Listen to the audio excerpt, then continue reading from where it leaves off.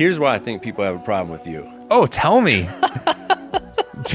Oh, please. I love to hear. I've been studying you, man. And I study the comments. And again, just when I hear comments, people respond to you, I think there's two different kinds of people that are concerned. Okay, so I just finished our longest conversation I've ever had with someone. This is going to be a long one, friends. I'm not going to lie to you, but it's a really interesting and complicated conversation because me and my guests don't agree on everything, especially when it comes to issues of sexuality and gender, but we also really agree on the nature of systemic racism and how white evangelicals have been some of the biggest proponents of racism in the church even today. So my guest, his name is Ed Uszynski. He wrote a book called Untangling Critical Race Theory. But there's a lot here, including our stories and man, I don't know. I'm just really interested to see what you're going to think about this conversation. So let me know in the comments. It's a doozy. That's all I'll say. I hope you enjoy it. Let me know what you think. Talk to y'all later.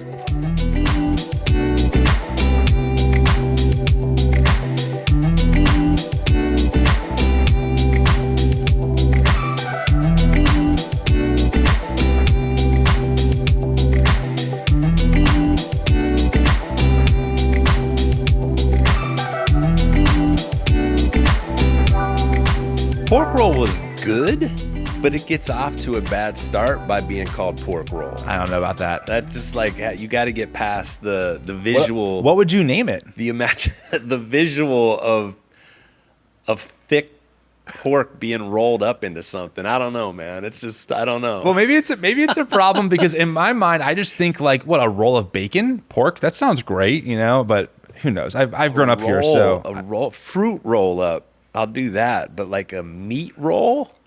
A Slim Jim. Ever have a Slim Jim? Yeah, I do like Slim Jim. See?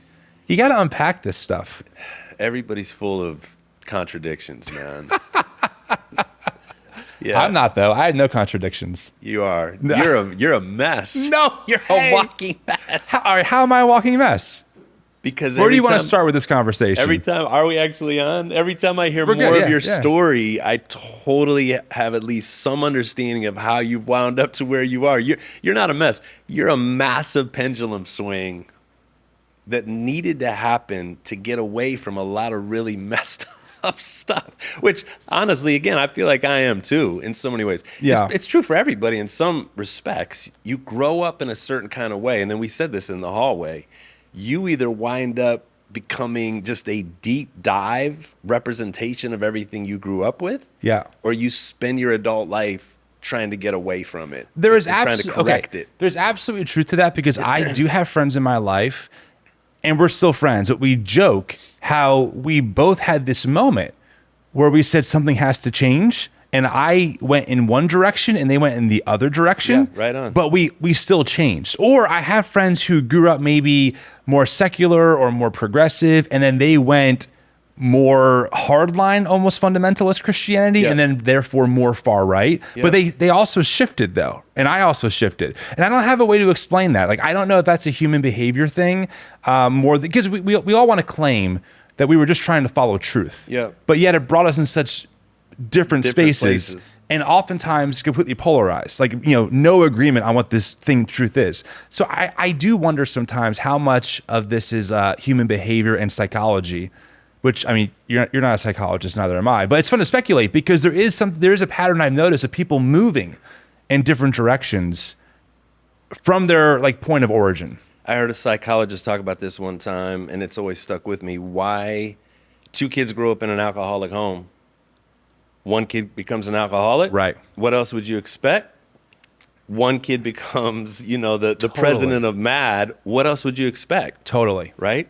And which is interesting. Yes. Two completely different opposite responses, but both make sense in light of where they came from. Well, then how did you grow up then? Did you grow up a conservative evangelical? Because most people watching this and my story, I definitely did. Yeah. So then how did you grow up? Yeah, which is what makes me laugh when I hear your story. I didn't grow up with any of that. I mean, must be nice. Yeah, my dad, well, yes and no for different reasons. My dad took me and my two sisters to church faithfully, to a Lutheran church.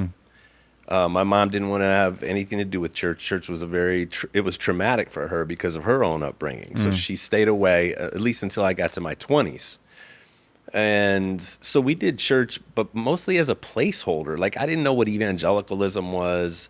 I mean, I guess now as I look back and think about what that church was, it was probably more in a little bit of the liberal direction of Lutheranism, because, there's different kinds of Lutheranism, very conservative, very liberal. Right. It probably tilted more in the liberal, and if for no other reason, then there really weren't exegetical messages coming from the Bible.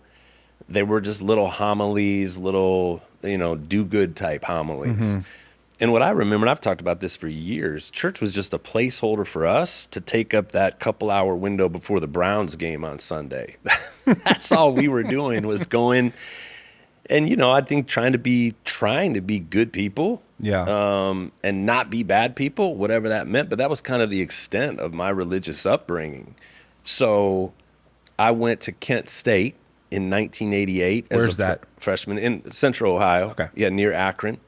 And went there actually to play basketball. Ended up not playing there, but I went there to be on the basketball team. That's what got me into school. So no real, at this point for you, is there like a religious identification marker? Would you say on a quiz, yes, I'm a Christian, or was it just like, I don't really think about it? Like, where were you with faith at this point? Well, I would have had to say I was a Christian because I wasn't a Muslim.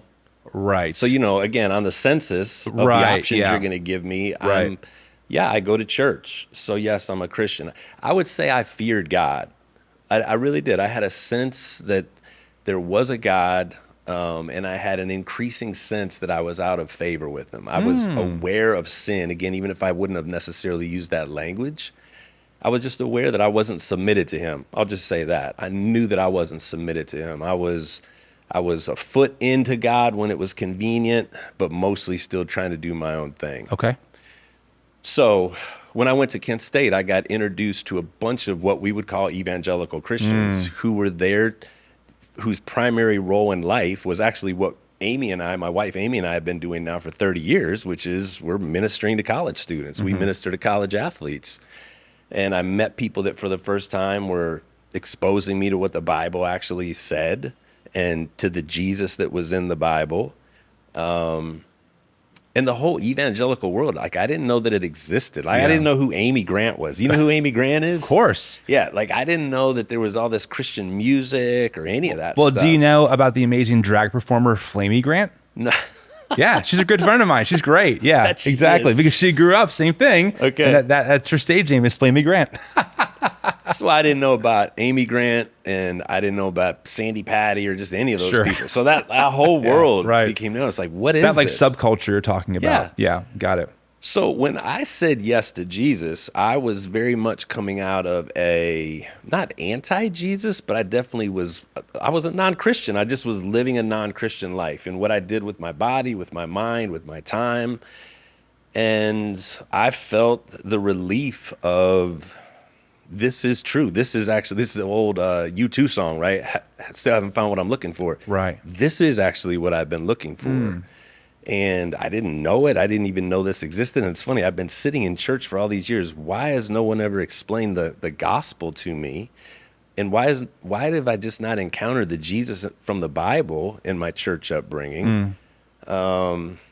Which, again, that might even be something to talk about. But it will be. Yeah, well, okay, so whatever. So for the first time, we're in your story. This is important. It just hits me. This is the path. This is the way. And I said, yes, I want to follow Jesus. I don't even know exactly what that means. Right. But I'm tired of trying to be Lord of my own life. I want to submit to Jesus as Lord in my life. So even, the whole lordship salvation type arguments that would come actually in the early 90s with John MacArthur. And right. That was right in the time when I first came to Christ. And I was just like, I mean, what else would you be signing up for if it wasn't lordship? That just seemed to make sense to me. What was it about the message that was presented to you that was so attractive, right? Like because you mentioned that U2 song, right? Like you found what you were looking for.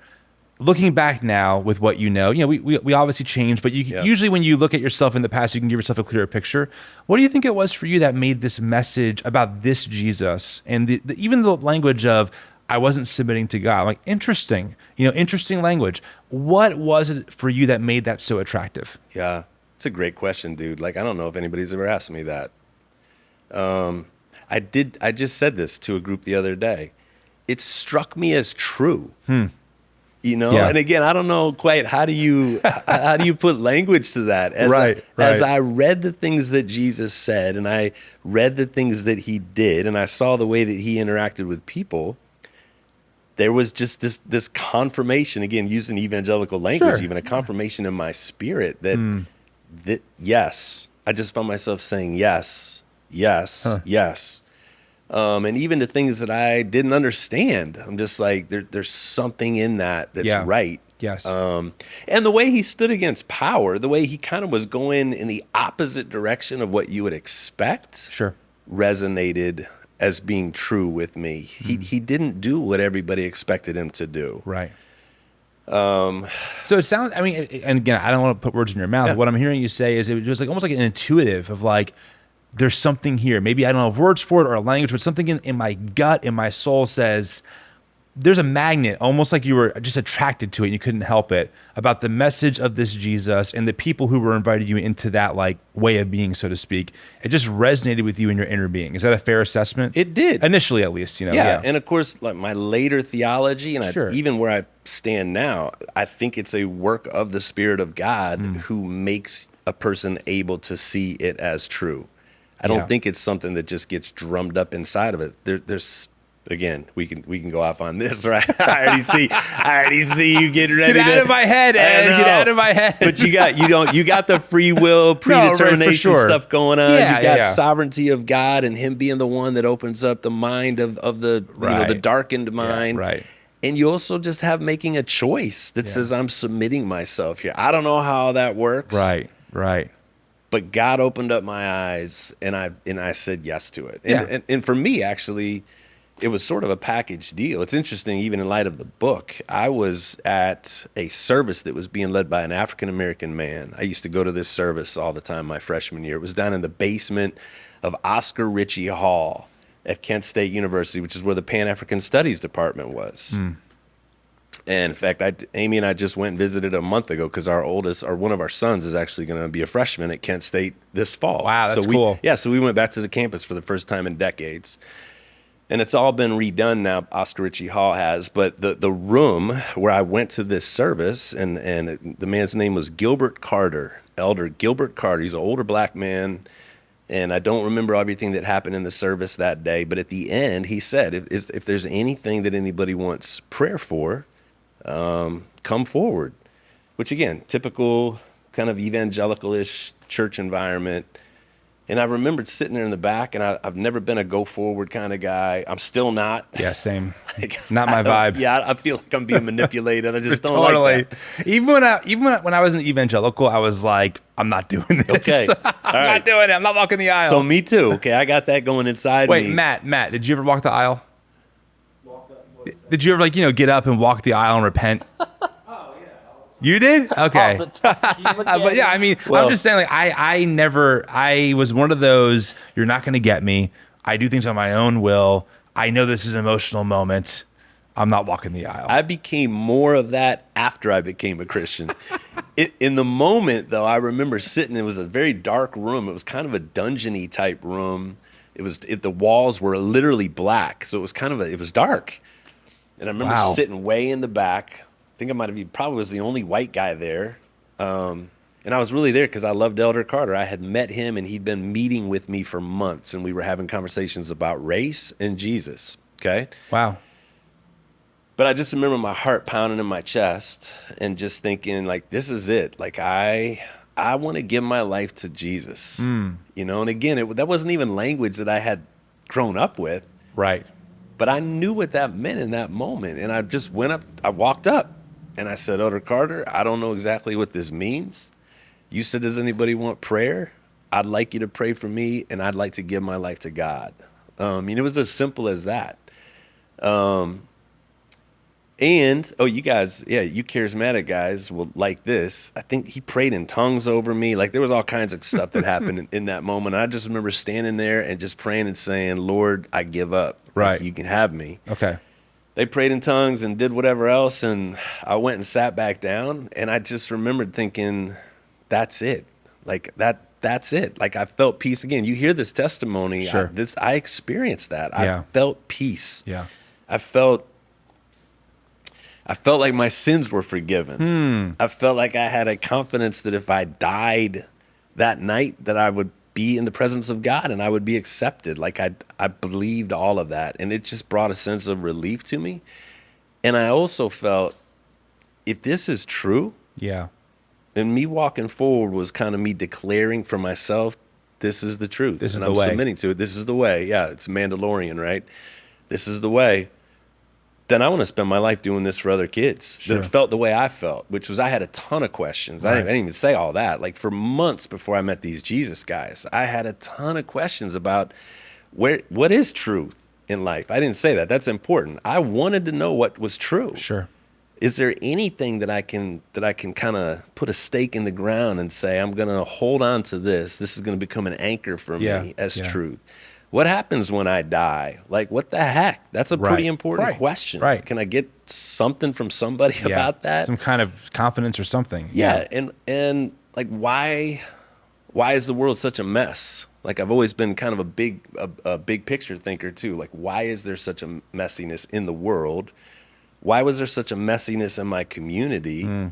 Why does my family have so many problems in it? Yeah. You know? And so even the theology of sin actually became something really helpful to me to understand, like, kind of at least what's at the root of the brokenness. It didn't come to me as something negative. Yeah. If that makes sense, right? Because normally sin is a negative message, but it was actually helpful to me. What makes your story, I think what makes this part so interesting and really important for my audience and for the audience is that obviously a lot of us a lot of us grew up in this space. Yeah. And we can forget what makes the initial message, right, so compelling to many people. And also the importance of not taking away from your experience, right? Like, that's not my experience to have, but you're telling me, like, look, I don't have words in this moment, but like something happened. And also I had questions, and they're normal human questions, right? I think there are things that we at some point, we all ask ourselves, what happens when we die? Why are things so messed up? Like, why is there so much what seems like injustice, or my own family dynamic, or something happened to me? Like, what is this? And the language of sin and just other language that I think evangelical culture has does help you give, like categories, structure to make sense, right? It's and I don't. This is not a derogatory thing. It kind of gives you a mythology to base how you then see the rest of the world through. Like, okay, I have this story now that makes sense. The story of like not only the micro but the macro that helps me find myself, my place in this story, right? Sure. And that's actually incredibly compelling. Now, for obvious reasons, we'll get through some of the reasons why maybe I left some of that story behind. But it's important to still recognize why the story can be very attractive for people who really just want to find a better path forward, right? You wanted help, you had questions, and you found some answers that were very compelling for you. Yeah. So it could just be a big psychological game. It could. Right? A lot of people think that's what it is. I'm 56 now, so this was 30 some years ago. Right. And Tim, come on, man. Like I think about it all the time still. Yeah. And even a lot more lately I've been thinking about it. Wow, is this true? Yeah. That still matters to me. And again, that's not a word that most people are even trying to figure out anymore, because we live in such a pluralistic, relativistic time. Sure. Is there still something that's true? And I'm still saying yes to Jesus. I am. Again, the church is messy.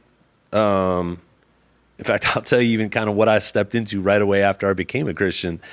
It's been messy from the day I started. It's been messy for 2,000 years. Is Jesus true? Is what we have in the Bible as messy as the Bible is what's been left for us? Does it point to the truth, the Alpha and the Omega? Is he really going to come back? Okay. I'm still holding on to that, and I believe that it is true. Kind of like Peter, Lord, who else am I going to go to? There's nowhere else for me to go. I've staked my claim to Jesus, and I'm trusting that that's the way, in spite of all the craziness and messiness. We probably should think about this word truth and what we're talking about, right? Because in a lot of ways, on the surface, I would say, Ed, I agree with you. Like, I have also found that the way of Jesus has been true for me. But I'm wondering for you, when you say truth in this context, are you talking about a truth of like, hey, Tim, we know the world is objectively round, not flat, because we can verify that, right? This is how we know it's true. Here's the math. You know, we've been at outer space. Like, we can prove, objectively speaking, that despite what someone might think, the earth is indeed round. Are we talking about truth like that when it comes to this Jesus thing? Or are we talking about something different? Because I have found that one of the things that my tradition did was they actually kind of, in a way, inverted some of these things, where they told me that I really can't trust certain parts of science when it comes to things like evolution. That's not true, but the Bible is true in the sense of this is what the reality reflects, not what these liberal or whatever atheist scientists points to. Yeah. I've kind of noticed that I think for me, those categories are kind of reversed and need to be put in their proper place. But for you, when you talk about this Jesus story and the theology, and you say this is true, or I believe it's true, what do you mean by that? I mean that at some point, every knee will bow and every tongue will confess that Jesus is Lord. That he is the beginning and the end. And so what does that mean for me now? So I'd even like to push back on you a little bit again. You're not allowed. This is my show. You can't push back on me, Ed. That's rude. I don't know. I don't know how to make sense of all the things I don't understand. Okay? Again, that is an obvious thing. I don't know. You know, like there was a big debate at a Christian school near us about certainty. Right.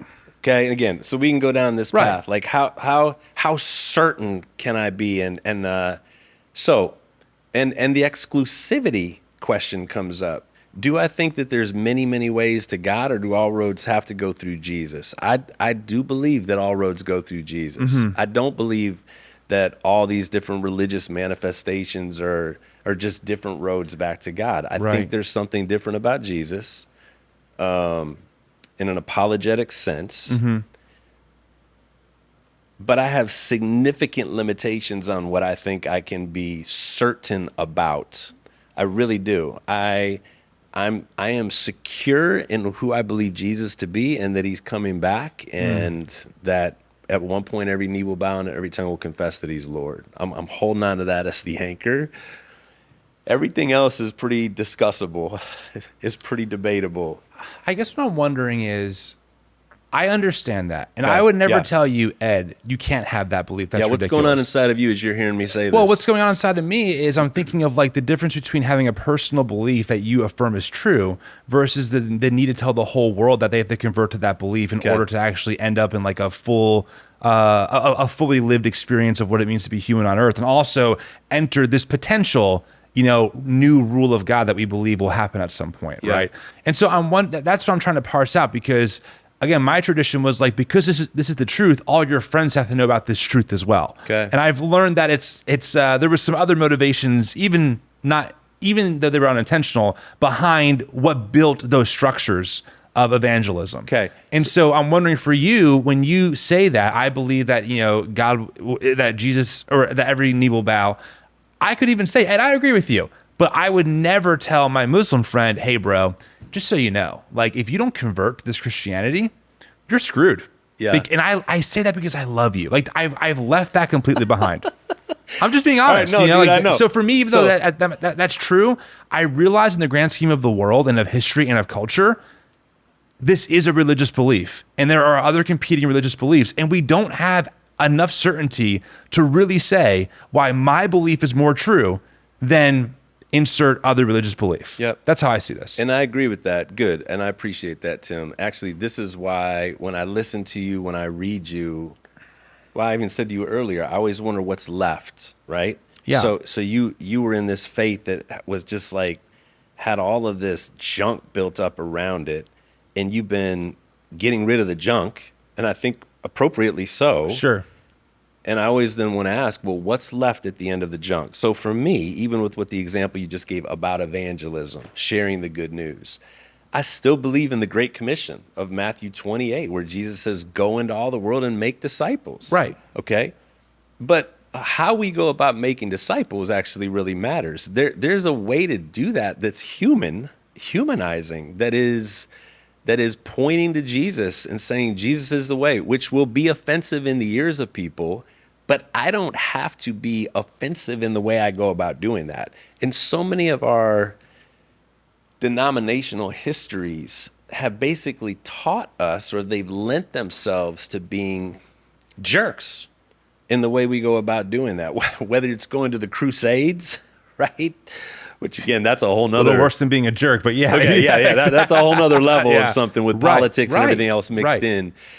But I want to strip away all that junk and keep, to use a word that you like, deconstructing myself away from that junk and say, what does it look like to love people in a way that actually is loving and point to Jesus?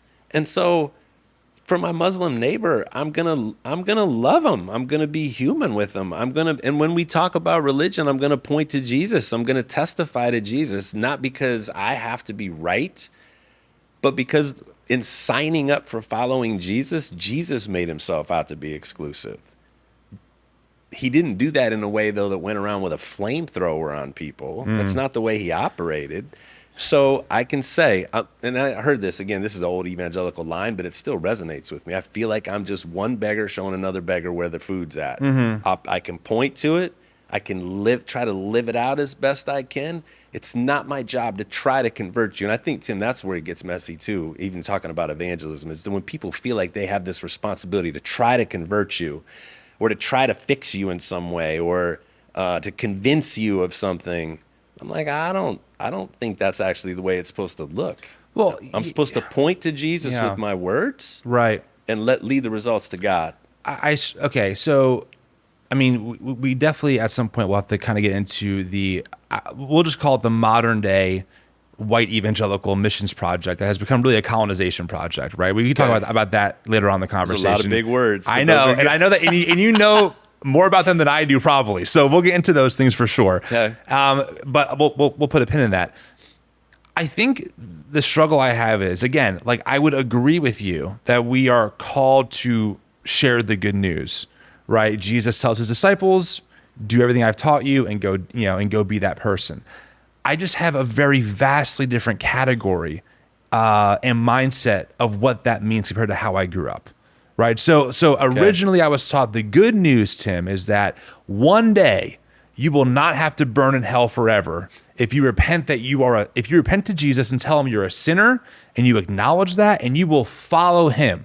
And following him looks like assimilating into this particular evangelical culture. It's not, and whoever that is, it's usually exclusive even to other Christians, right? Yeah. So my tradition was more of the John MacArthur, cessationist folks. So the charismatics, or charismaniacs as they were called, were probably a little demonically influenced with their speaking in tongues, and they weren't truly biblical. So to become a true Christian means you repent and you become this type of Christian, right? And then I got a little bit older. I started playing drums as a teenager.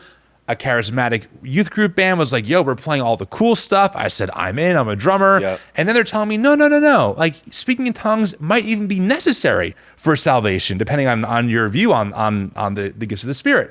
And I'm like, okay, so we already have like that Spider-Man meme of just like we're all pointing at each other. We already have competing narratives of even inside the evangelical house of what it means to be a true Christian, right? Yeah. So I was just kind of taught that's what it means to preach the good news. Essentially, you're participating in a huge multi-level marketing network where you're trying to get people into your downline, into your company, as opposed to the competing company. Yeah.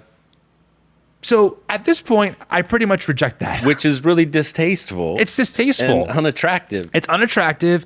And also, I discovered that it didn't leave a lot of room for people to think about things differently and live a life that maybe isn't my life to live, theologically speaking, and that's okay. And so I left that behind.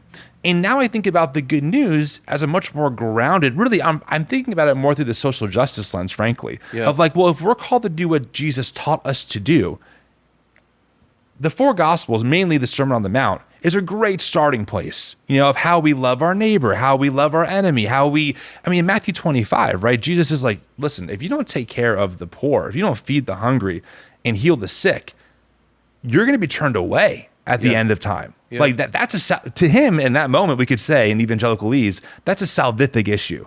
But that wasn't the Great Commission I was taught. The Great Commission I was taught was primarily concerned about your spiritual state of being. So one day when you die, you don't go to the bad place, you go to the good place.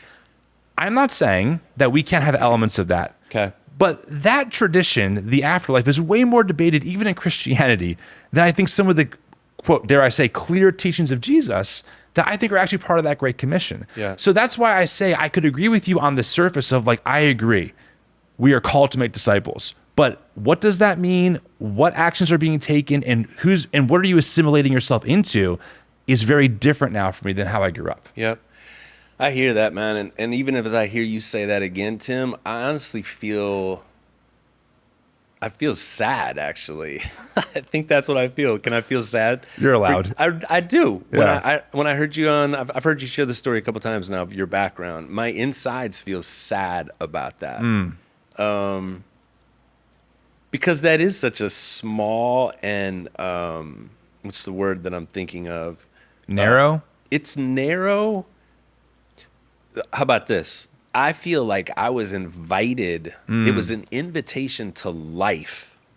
And yes, judgment is a part of that. An awareness of sin meriting judgment is a part of that. Sure. But the emphasis of the people that I interacted with when I first was doing the Jesus thing, it was an invitation to live with a capital L. There was an emphasis on I have come to give you life and give it to you abundantly. Right. And so again, what does abundant life mean? It's something better than what I've been living. I know Totally. that. Okay? Yeah, totally. And again, that can get weird too, where you get into health and wealth type things, right? Like everything can be exploited in the Bible. Right, sure. I felt like what was offered to me was an invitation to live in a way that I desperately wanted. I wanted to to throw off the shackles of what felt like a bondage to sin in the way that I thought, in the way that I was interacting with people, in the way that I conducted my relationships with the opposite sex, like all of it, right? Yeah. Like I wanted to be free from that. And I wanted to be able to, I love the idea of getting up every day and knowing that I was free. Right. And so again, then I don't feel like I have to crush people with this message. No, this message is like, oh, you will want this too. Right. And if you don't, that's okay. That's Right. between you and God. Like you got to Right. do your thing and work it out for yourself. Right. So again, even you and I have had these limited conversations that we've had. When I hear you talk about where you came from, it makes me smile and sad at the same time. Right. I smile because I'm like, no wonder, dude. Like, yeah, I would have never signed up for any of that. Right. In fact, that version that you talk about, when I saw that, I thought those people were crazy. Yeah. Like I didn't want to have anything to do with that Christianity or whatever the heck that was. Right. And so for whatever reason, I bumped into a different version of Christianity out of the gate. Now, across 35 years, I've seen all that, and I've been up alongside kind of oppressive versions of it, and I push back against it. Like I don't feel like I have to go along with that. Right. Yeah, I mean, yes, exactly. I mean, like you said earlier, there's a reason why I've become the person that I am, right? Because your upbringing, it shapes a lot of who you are. And again, I want to just emphasize, and sometimes people ask me, are you guys still Christian? And I'm like, well, we're called the new evangelicals, not the dead ones. So like, obviously we're still Christian, but like what I'm saying is that for me, even starting this work, you know, when I went into my attic and made this video on Instagram saying, hey guys, welcome to the new evangelicals, as a Instagram account with like 2,000 followers, it was always out of, I'm so committed to I have so much allegiance to the way of Jesus, as best as I know how, that whatever's happening in my evangelical moment, I see a complete discrepancy. And so there's got to be a better path forward in my faith that is rooted in like some of these more blatant teachings that I'm reading that my tradition seems to totally ignore in favor of like something else. And for me, it definitely was always tied into politics because I grew up on talk radio, right? And I grew up in this bubble that really either directly or indirectly conflated a certain political way of framing the world and marrying it like with this gospel, with this good news. And you know, there's all kinds of books now. Like, I mean, Kevin M. Cruz wrote a great book about this called One Nation Under God, the history of just how like kind of corporate capitalism got in bed with clergy to kind of make capitalism be a more Christian thing. There's a whole history of how we got here. I didn't know any of that. And so I want to emphasize, like, we have a lot of agreement in that sense of, like, I am all about the way of Jesus. I think loving your enemy as hard as it can be actually creates a better society around all of us, right? Yeah. It's precisely because of these teachings that I looked at my own tradition and said, I don't see that happening. I don't see a lot of enemy love going on. In fact, I was just taught that all of our enemies are like evil and terrible, and that if they're gay, they're terrible, and that if they're liberal, they're terrible, and that if they're an atheist, they're terrible. No, it's not adding up. So my initial deconstruction, so to speak, wasn't out of like, I don't want to be a Christian anymore. It was, I want to be more Christian. Yeah. And this thing ain't jiving. Okay. Like I'm not seeing the congruence here between the teachings of Jesus and this behavior or what's tolerated in these spaces. Thank you for sharing all that. Can I here's why I think people have a problem with you. Oh, tell me. Oh, please. I love to hear. I've been studying you, man. And I study the comments. And again, just when I hear people respond to you, I think there's two different kinds of people that are concerned. One I think is legitimate. One I don't think is legitimate. Okay. So in comments, you draw a lot of mean-spirited people, which is I think ironic. On like Instagram, you're saying? Well, Instagram, Twitter, like people this is what I think is super ironic. People, I think, in the name of Jesus that are calling you a heretic, that are calling you names, that are just freaking being really mean, okay? Like everybody else on Twitter. Sure. If these are Christians, then I just say, this is exactly what Tim is reacting against. You all represent the Christianity, the mean-spirited, sitting in judgment and, again, just like running your mouth in ways that don't reflect the Jesus of the Bible. They prove my point every day. They prove your point. Like, they feed you. That's why I don't delete them or block them. I'm like, I'll let them stay up. They're feeding you. And I don't know whether they're Christians or not, but I say I think they're very wrong. The spirit in there is wrong. Yeah. Okay. And there's a part of me that you want to say, Tim, be careful that we talked about this a little bit in Idaho. Be careful you don't just become the opposite version of them. Because the flesh wants to fire back at those guys all the time, right? And I feel it for you even. Thank you, Ed. I do. And we just started interacting with each other. I'm like, dude, you can't say that to him. Like, what are you doing? Okay, so that's one group. Another group, I think, and I think this is the more legitimate group, and I might even put myself in this group, is just concerned that in reacting against all of this bad stuff, and denominational distortions of the faith is what I would call them. Sure. The pendulum swings, and you wind up on the other side where what's left? Like even what we were just talking about, because there's been so much bad evangelism, does that then mean that we shouldn't talk about it, what it means to evangelize? Is there a category for that? Because there's been so much bad purity culture effect, does that mean that we're not to talk at all about what it means to be holy in the way we use our bodies sexually, right? We're just going to get rid of all that. Just do whatever you want to do. And it's like, well, no, that's what I did before I became a Christian. Like I didn't have any rules or rules. I didn't even want to say that. Just boundaries. Yeah, boundaries. Where I think God actually is given boundaries to provide and to protect. That it's actually a really good thing that there's some lines drawn in some places. Sure. You're reacting to not just lines, but this huge scaffolding. Huge thing. Okay. Yeah, it's a huge painting. And in lighting the dynamite to blow all that up, yep. I'm afraid, because again, I'll speak for myself, and I think this group of more level-headed people is saying, Tim, are you giving the whole thing away? Have you lost all prophetic voice to the world? Right. And maybe in the short run you have, honestly. This is what I've said for you in thinking about what I've heard about your journey, is that maybe in the short run you have. And I'd be interested to see 10 years from now, if you're still alive on this earth, where will it have come back in some kind of way? Or, whatever the next season of your journey is, where will your lines be drawn? Because right now it looks like and sounds like you've gone so far out to here that there's nothing left. Okay, Go ahead, respond to that. That's what I think people are concerned about. Listen, we got time. Let's get granular. Give me an example for you of like when you've heard me say X, you thought Tim has lost all of it. Like, give me an example of that. At least it can sound this way. It could be in sexuality. It could be in talking about the Bible and inerrancy. Okay.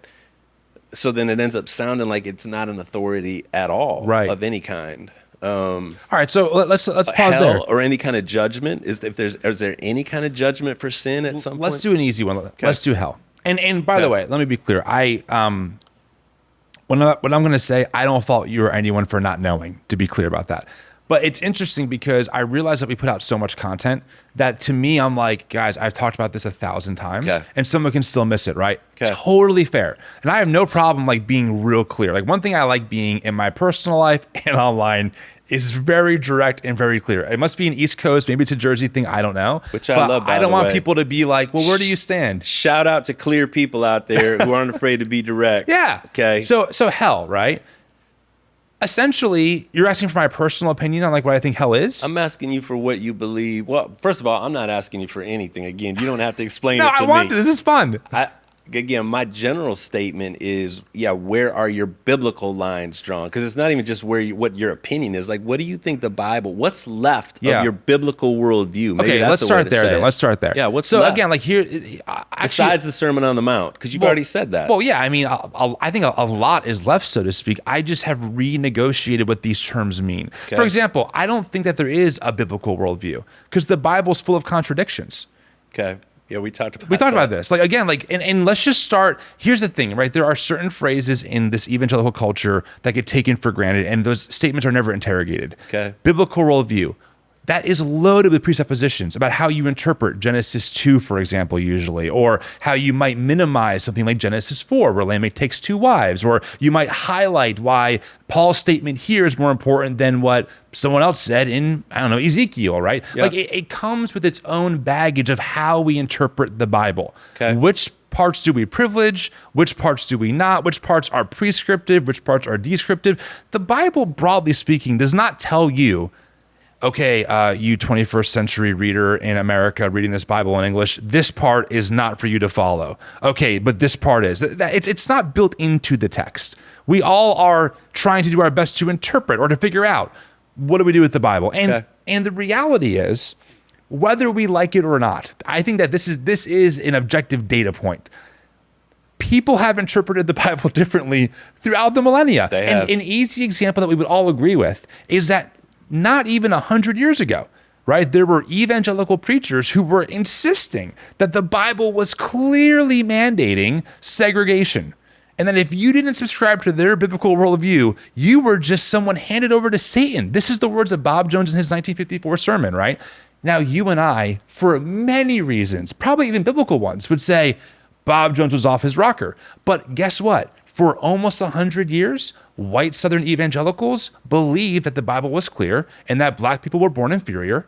And they had these, what Scott Coley, he's a philosopher, wrote a book called Ministers of Propaganda, says it's a legitimizing narrative that they created to keep things to status quo. Who's on top, who's on bottom. And we'll get into all that good stuff soon too, I promise. I wrote a race book. Do you know I wrote a book on race? Wait, is it this one? Is it Untangling Critical Race Theory? That's is that kind the of one? what we were going to talk about. There's a lot of other stuff to talk about. This is why I said we need time, because this is, I think, we're setting a really good stage for where we're going to end up, I think. But I say all that because this term biblical worldview for me came with certain presuppositions about what the Bible clearly said. Okay. But again, like you just start reading beyond your bubble and you're like, wait a second, Martin Luther insists that those who practice birth control are worse than those who practice incest. He said that. And he cites the story of Onan, when Onan pulls out and spills his seed.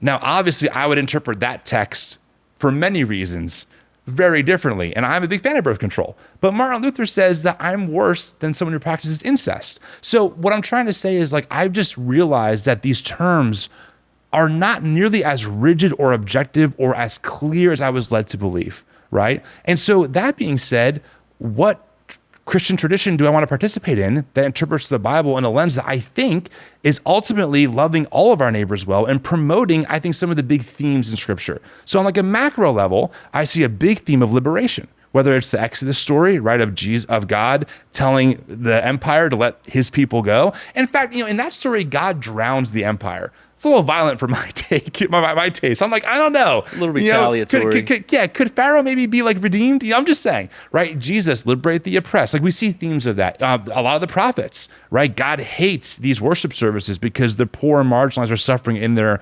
area, in their towns and cities. Yep. So I look at these themes.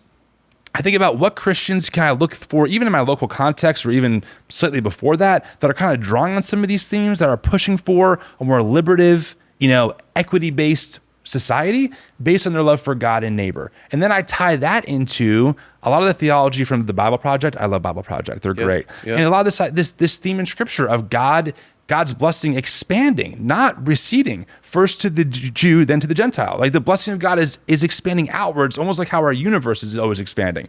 I'm like, that's a narrative that I want to believe in. That's a narrative that I go, yes, absolutely. And if it's there, that's the one that I want to subscribe to, not the Bob Jones. Hey, listen, guys, like the Bible's clear. Here's a couple verses that mandate why black people should always stay away from white people. That seems to be the opposite, in my opinion. I'm with you, Tim. Okay, what's happening in my mind though is there any room still for a moral law though that also speaks into sexuality? Again, we keep coming back to that, and I told you I don't even want to spend a ton of time there. But I didn't bring it up for the record. But that is a measuring stick of some kind. There is a morality there. Does this morality affect what we do with our money? We haven't talked about that at all. Does this morality include any sense of judgment? And again, this is an honest question for you, like, which are typically, again, even when we think politically, it's like you've been much more open to embracing what has tended to live on the more progressive or liberal side. Yeah, I think that's fair. Okay. Yeah, politically speaking. Which again, dude, I look at all that and say, yeah, that's biblical. That is part of my biblical worldview. Sure. As is, without question, putting parameters around human sexuality, putting parameters around what I do with the mammon that I'm given, the money, the resources that absolutely. I'm given, putting parameters around the idea of judgment and unhesitatingly saying there will be a judgment for sin, which is really offensive language. Again, things that tend to have lived over and often in an abusive way on the more conservative side of the ticket, whether it's the religious ticket or the political ticket. Those categories that have tended to live over there, it almost seems like you don't have language for us. Again, I haven't listened to everything you've done. Of course. I mean, it's thousands of hours. It's understandable. But it ends up sounding like, and maybe you just say it now, it sounds like you don't have as much language for those, which is always, again, this is a critique for Preston Sprinkle, our friend. It's a critique for David French. Anytime you come from a conservative background and you wind up spending most of your time punching back in that direction, and really, again, for good reasons, okay? All of our language investment is to kind of divorce ourselves from that side, and it embraces this side. Yeah. And then people wind up saying, okay, is there nothing left from over there? So now you're just going to go completely over here. Right. What's left from over here? And I will just say this for me. Sure. I want to take what I think the Bible, again, as best as I'm understanding it. Sure. Okay. I think there's stuff on both sides that the Bible affirms, and I want to transcend both of them. And I still want to have lines drawn around sexuality someplace. I still want to be okay with talking about judgment prophetically. I still want to be okay with talking about what we do with our resources 100% prophetically, while still loving our neighbor and caring for the oppressed and marginalized and watching out big time for the way power is getting used to mistreat people or take advantage of people. I want to do both of those. Right, and this is why you bug me. Go ahead. Because you refuse to just, become like me in every single way. You have to hold on to some of this evangelical bullshit. You want me to get all the way over here so you can just shoot at me? Come on, I want to bring you onto the team, bro. When we walked out of a restaurant when we ate a few months ago, you said, "You're really bothering me, man. You're really bothering me." Yeah, that's right. We met at Exiles in Babylon conference with Preston Sprinkle, and that was the first time we met. Yeah. And we were at Buffalo Wild Wings. It was me, you, a bunch of other folks, and we were there until it had to be close to midnight. We almost went to verbal blows in the best way. Like, it was great. I loved it. And at the end, I was like, you annoy the hell out of me. Like, you're annoying me so much. Which, of course, means you're challenging me. I don't have great answers, and I'm frustrated at myself, right? That's what that always means deep down. But okay, that's the concern, though. Yeah, just to go back to even where we started this whole thing. Honestly, economically, like I'm pretty clear. I think that there's a huge theme of like who has economic power in the Bible, and what does Jesus say about that? When Jesus tells the rich man, "Hey, heads up, it's harder for you to enter the kingdom than it is for for a camel to go through the eye of a needle." I take that way more literal than my own evangelical friends do, right? Who are like, "Well, it's about the heart. Where's your heart at?" I'm like, "Well, the text doesn't really say that, But I also recognize that again, like is it Solomon, like one of the richest men in the Bible, who like builds all this stuff for God, and God's like, yeah, build the temple, So again, I understand like there are complicated portraits of all of these topics in Scripture. I mean, often what I say to kind of make it succinct is we can use the Bible as a tool for liberation or as a weapon of oppression. You can can do either or, and we can see that, right? The same people. Or the same Bible that justified slavery for some people was also used to justify liberation for those slaves. Isn't that interesting? It's interesting. Yeah. Maybe it's not as objective as we think. I'm just saying, like, meaning the text is complicated. When it comes to sexuality, I'm like, guys, like, again, the Bible does not have a clear sexual ethic. It just does not. Now, if you want to interpret, hey, you know what? I think that these parts are really descriptive and these parts are really prescriptive. You're more than welcome to do that. You are. But I just reject the narrative of, guys, the biblical view of sexuality and gender. Like, well, which verses are we talking about here? Again, like, are we talking about Genesis 2? Are we talking about in the Hebrew Bible where God kind of gives all the parameters of when you can take a woman? I mean, first off, let's just start with the reality that there is no such thing as or husband or wife in the Hebrew or the Greek. It's always man or woman. That's what it always is. This is Dr. Jennifer Bird. Her book on sexuality talks about this. But like the language is a man takes a woman to be his woman. It's not wife. We assume that because of interpretation, but the actual word is woman. It's not wife. Yeah. All right. So you said this when we were sitting at a picnic I'm just saying, let's just start with that. Okay. So regardless though, what I'm trying to say is like the Bible has all kinds of regulations of like, okay, when you conquer a nation, when can you take their woman to be your woman? And when is it actually adultery? I mean, again, I'm riffing off of Dr. Jennifer Bird and some others, but her point is like, it's not adultery if the man does it. It's adultery because the woman was defiled. Now that's someone else's man that you essentially like, what's the word I'm looking for here? Defiled. Yep. Okay. So like, again, when you interrogate the Bible, I would argue in its own context, even it's like, this whole view of what we think about marriage, mutual consent, lifelong commitment, even making vows, walking down an aisle to make those vows, not really found. I mean, even Genesis 2, there's no wedding ceremony. there's no even commitment to monogamy. It doesn't say any of that. And then in Genesis 4, Lamech takes 2 wives. Jacob takes 2 sisters who are his cousins, sleeps with both of them to produce more children. So I'm just saying, like, I'm not saying, Ed, that you cannot come to some kind of conclusion about what you think or what you would hold to sexually from the Bible. I just think whenever people say this is the clear through line, one man, one woman for life, it's all throughout the Bible. I'm like, I'm sorry, that's just not all there. Well, every time we talk about this, and again, let's not do this. Let's turn. I know. Let's bring it back around. Whatever you want. I'll let you have the last word on it, but I at least want to say this. In the couple times that we've talked about it, and I don't disagree that I do think it's messy, and I have questions. Okay? I think there's something to be said for a new covenant and something happening post Jesus that gets laid out more clear. Okay. Now, what are we going to do with everything that came before, and how does that factor into our thinking? Sure. That's a whole nother podcast, right? Fair. It is, and it's deeper water than maybe that we want to jump into. No, that's we were fair. just going to talk about race. Yeah. Like, we want to do something simple. But to be fair, let the record show. Okay. He brought this up. Okay. I didn't say it. I wanted to respect the conversation, but you brought it up. You were so glad I did. I was like, yes. Well, I'd love to talk at some point about how the New Testament factors into some of that line drawing and making things clearer. I get that. Okay? Because this stuff is a lot. It's messy. How about I play ball? Why don't I answer your question directly? Sexual boundaries. Like where do I draw those? You get the last word on it. Just to be clear, for you and the audience. For people essentially, to hear. I think about sex and sexuality and marriage as a complicated portrait. I think that there are all different kinds of family structures that we've seen throughout the history of the world, including in the Bible. And I think that for me, two of the biggest elements that go into a healthy sexuality would be, of course, consent with whoever you're with. I think that there is something about lifelong covenant that is really unique about saying to a person, I want to partner with you for the rest of my life and maybe even have a family, right? I think that's also really good for kids to have two stable parents in the home, as consistently as possible. But I also think that a couple, for example, could renegotiate for them like what their sex life might look like. That might be kind of beyond the monogamous only ethic. And just where do you get that idea that to go outside of monogamy?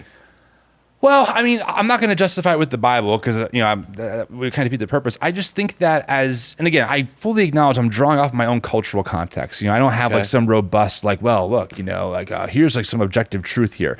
I would say that from the best I can tell, there seems to be something about mutual consent as being key. And if you and your partner want to expand together beyond what you have always held to as your own sex life, and you're in it together, that's not adultery, that's not cheating, that's just an exploration of your sex life together, kind of beyond the typical monogamous boundaries, I'm not saying it can't be tricky, I'm not saying it's for everyone. I know plenty of friends of mine who are polyamorous, and I go, guys, I love you. That sounds like 4 full-time jobs. I'm not interested, it's not my thing. But there are people who swear by it. They go, no, this is a great way for us to live. We have great family units, we have great boundaries, we communicate all the time, consent is throughout the whole thing. And I go, okay, it's not for me to live, but I guess I get it, and I respect it for you. It's not my job. I respect it. And frankly, again, even now, in many cultures do practice non-monogamy as part of the family unit in different countries. I'm not saying it's the best, or I'm not saying it's for everyone, but I'm saying it is a thing, and I'm just not.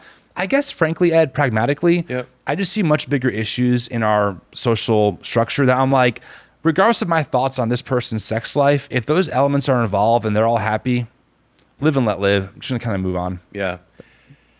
Good, man. Just being pragmatic about it, frankly. And I'm sitting here and I'm just thinking, and again, we all have to decide what we're gonna do with this ultimately, and we all ultimately give an answer for our choices in this. Really. Yes. I'm not saying that as a threat. And it's honestly, if that's true, when we die, there is a judgment, so to speak, which I think in my Christian theology, I do hold to, although I don't know if it actually happens or not. I have no way to prove that.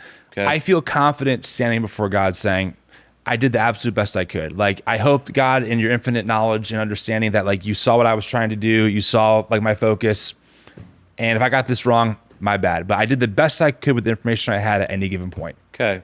And hopefully there will be more points, right? Hopefully. Again, the journey is continuing. Right. When I hear Jesus or read that Jesus quote Genesis and saying, for this reason, a man shall leave his mother and father and shall cleave to his wife and they'll become one flesh. Right. I'm stuck by that. Sure. As being, I marry one woman and our sexual life stays within that commitment. That's what it means to become one flesh. It means a lot of other things too, but it at least means that we're forming a bond with each other that again is not this restrictive or dehumanizing thing, that I'll actually find life in that, and so will she. And that actually anything that happens outside of that is not life-giving. And it's so again, when I stand before God, how I read that is that's a line that's drawn for me, that to go outside of it is actually going to be detrimental to me and is going to be going against God's plan for the way he rigged the universe. And to be clear, I would never tell you should not do that. Me and my partner have been together for 10 years. Solo, we have a great marriage. It's great, and I love that for me too. Yeah, I'm guessing she will be. Right. I bet she doesn't want anything more than that. But we've communicated through all that stuff, right? I think the difference, and again, we don't have to park here super long, but just while we're here on the topic, I think it's important to at least draw this part of the conversation out. Okay, good.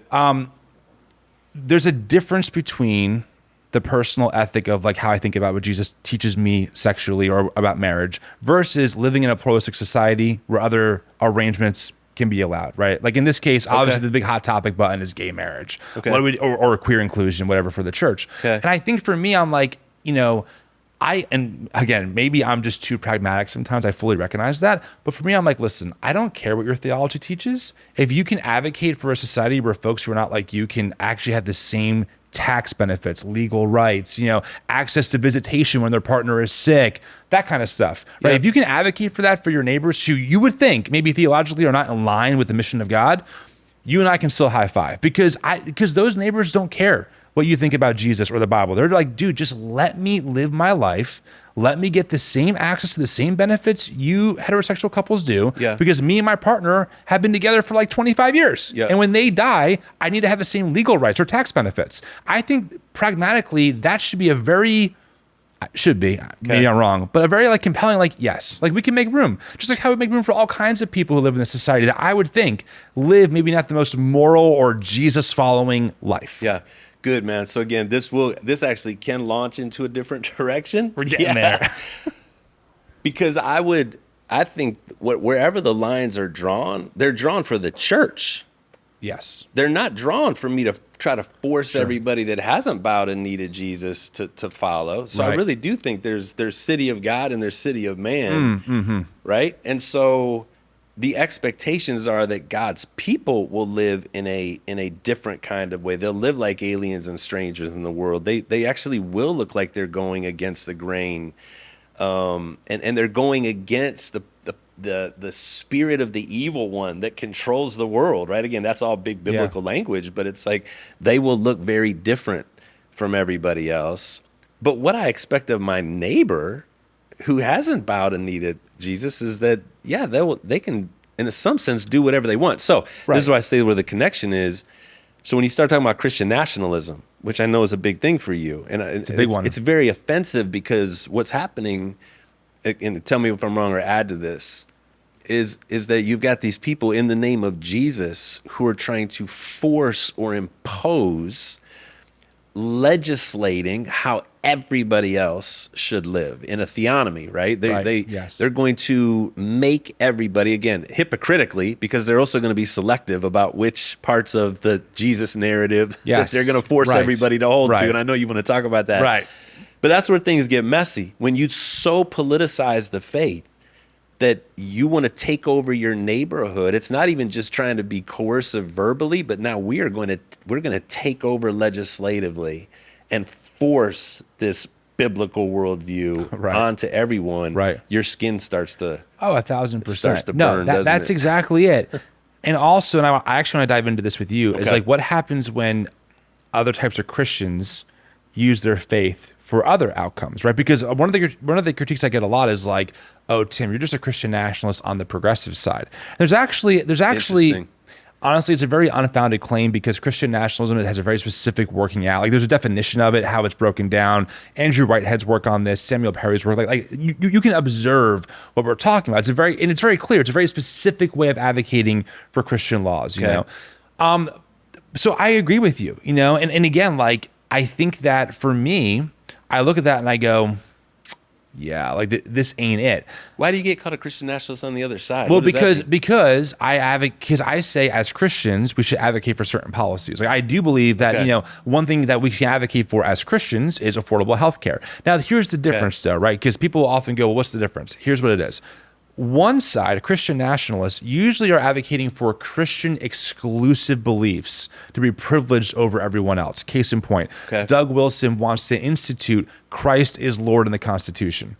There's no other religious group or people group that could say, yes, there's a common good here. Let's agree. But advocating for affordable health care is not a uniquely Christian perspective, meaning me and my Muslim neighbors can get behind this, me and my atheist neighbors. There's a common good here. Sure, I can say that as a Christian, I feel called to be part of enacting that legislation, but it doesn't privilege a specific Christian outlook over everyone else, right? That makes sense. And so that's the difference. Plus, and you know this better than I do probably because you actually studied this stuff, for your PhD. There's a long line, especially in the Black tradition, Martin Luther King, of saying, no, my faith compels me that God is on the side of the oppressed, that we have an obligation to work for our collective liberation, Poor People's Campaign, etc., for the good of all of our neighbors. So that's the biggest difference. Christian nationalism really is focused on our very narrow and fundamentalist theonomy. This is like R.J. Rushdoony is kind of the guy, the architect of this stuff way in the early 80s, right? Who writes all this stuff about what biblical law is, where he says, yes, we should be stoning gay people in our society. And then people like Stephen Wolfe, who wrote the book A Case for Christian Nationalism, picks up in that tradition and goes, yes, in a Christian country, we should have blasphemy laws. We should throw atheists in jail. Women should not be allowed to lead in government. These are real quotes. Like, you can watch him say this. We pulled the clip. And so it's like, okay, well, this actually, what you're advocating for is essentially a Christian country, a theocracy, right? That's very different than saying, as a Christian, liberation of the oppressed is important. And we, as all kinds of people, Christian and not, can get behind this message of looking out for the most marginalized in our society. That's good. Right? So there's a big delta between the two. And also, of course, the outcome is also very important, right? The outcome of a Christian nationalist worldview is that some people, mainly white Christian cis men, are on top of the pile, and everyone else has to assimilate into that. Yeah. Right? And I'm using words that I know for you. You're going to be like, yes, we have to talk about this. So that's very different than one that wants to argue for who's at the bottom, who's falling through our cracks, and how do we build more just, both individual outcomes, both individual mindsets and systemic mindsets and structures that create better outcomes for people. You know? Well said. By the way, and I have 2 theological degrees and a PhD. Oh, now you're just bragging. And almost everything that you've said to me, Tim. Oh, I'm not bragging actually in what I'm about to say. Well, I never heard of Rushdoony. Yeah. And I went and did some study after I heard you talk about him a couple of times. And I'm like, how do I not know about this? He wrote a lot. He wrote a lot of books. Yes. He was prolific. And hugely influential. Hugely influential. Okay. And I never had heard of him. Yeah. Of course, Wolf is more recent. There were some other names that you had mentioned too that I hadn't heard of. This was after we were with Preston in Idaho. Yeah. So I had to like expand my education. It is amazing. Again, just as a side note, you kind of get going down a certain lane of thinking, and there's people that are part of your tribe, and even people that are part of they're the opposite tribe, and you know a lot about them. Yeah. There's a whole lot we don't know about. Same. Yeah. I'm always finding new people. I'm like, wait, what? Who? Yeah, How? I had no idea. Right. Had no idea. So thank you for that, honestly. Like, you challenged me. And again, you and I disagree. And in our short time together, we're in different places on our journey. Totally. Okay. But it was helpful to me to get exposed to some of the names and even some of the concerns that you have. Right. That I said I share the concern. And we do share concerns, but you actually educated me to see that it's actually more widespread and deeper than I even realized a few months ago. I'm just saying recently, the right? reason I do that is because I know that how I can sound can almost feel like the sky is falling, like Chicken Little. You know, I know I sound extreme when I tell people, you don't get it. Christian nationalists want blasphemy laws. No, Tim, that's hyperbolic. Like, no, here's the clip. They do. From the guy who wrote the book, you know? And so it's like, I almost need to have that evidence so I can prove to people that I'm not a Rush Limbaugh talk radio head saying like the liberals are going to destroy the country. Like, this is not that, you know, like we can actually give you a lot of data on this stuff. Yeah. And I think the more I've been, frankly, probably too invested in this world, I probably know too much at this point. Okay. The more I'm like, oh my God, if these people get the power that they want, all of my neighbors, even a lot of the Christian neighbors, selfishly, are really screwed, right? They're just in a lot of trouble for a lot of reasons. And so, and I want to get into this with you now, you know, because you wrote this book, obviously, Untangling Critical Race Theory, which actually I read, and I found so much of it to be very helpful. I was ready for like the other shoe to drop where I was going to be like, okay, like when do you really demolish why critical race theory is a Marxist tool to destroy America? But you really don't because you studied this stuff. But like, you know, so at this point, I'm so invested in the Christian nationalist far right world that I'm like, guys, this is the biggest threat that I see, period. And then I feel like you come along and you're like, well, Tim, maybe there are some parts of this that are really scary, but there's stuff that happens in other spaces that maybe you just don't know about that could also have some pretty detrimental effects for all of our neighbors as well. Is that a fair kind of caricature of some of this stuff? I told you this at lunch. And again, I don't know. All I know is where I'm at, right? Again, that's such an obvious thing. I am listening to people, I'm reading, I'm trying to pay attention. Right. I spend time with people like you that are more on the left side, and they're looking through the lens. We talked about this a while back too. The lens that you're looking through is seeing the horror that's represented on that other side and what it'll do to the country. I literally was just with friends. I was just with a whole group of guys who I love, and I they're good dudes. Sure. They are, who are looking through a lens from this side and saying it's this other side. Actually, I'm going the wrong way, but they're looking at the progressive side, and they're just like, this is destroying the foundations of our nation. Right. This is going to erase all lines of normalcy or anything that held us together. Yeah. And they're trying to just blow the whole thing up. Yeah. And I look at both, and you've heard me say this. Both sides are right, I think, actually, in what they see at the extremes of the other side. Okay? So again, this is just putting my own cards on the table. Sure. Both sides are right that there are anti-kingdom of God. Again, I believe that there's a different kingdom that's coming and that's already at work. Yeah. And both of these extremes do not represent that kingdom. No matter how much God talk they want to use or how much they want to align themselves with Bible talk, they're both anti-God's kingdom, okay, at the extremes.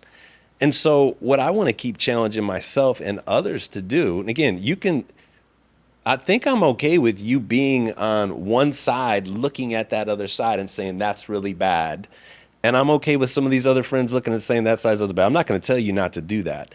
For me, I would rather try to transcend both of these options, because at the end of the day, if either one of these wins, it's only going to be because I believe God allows it to happen.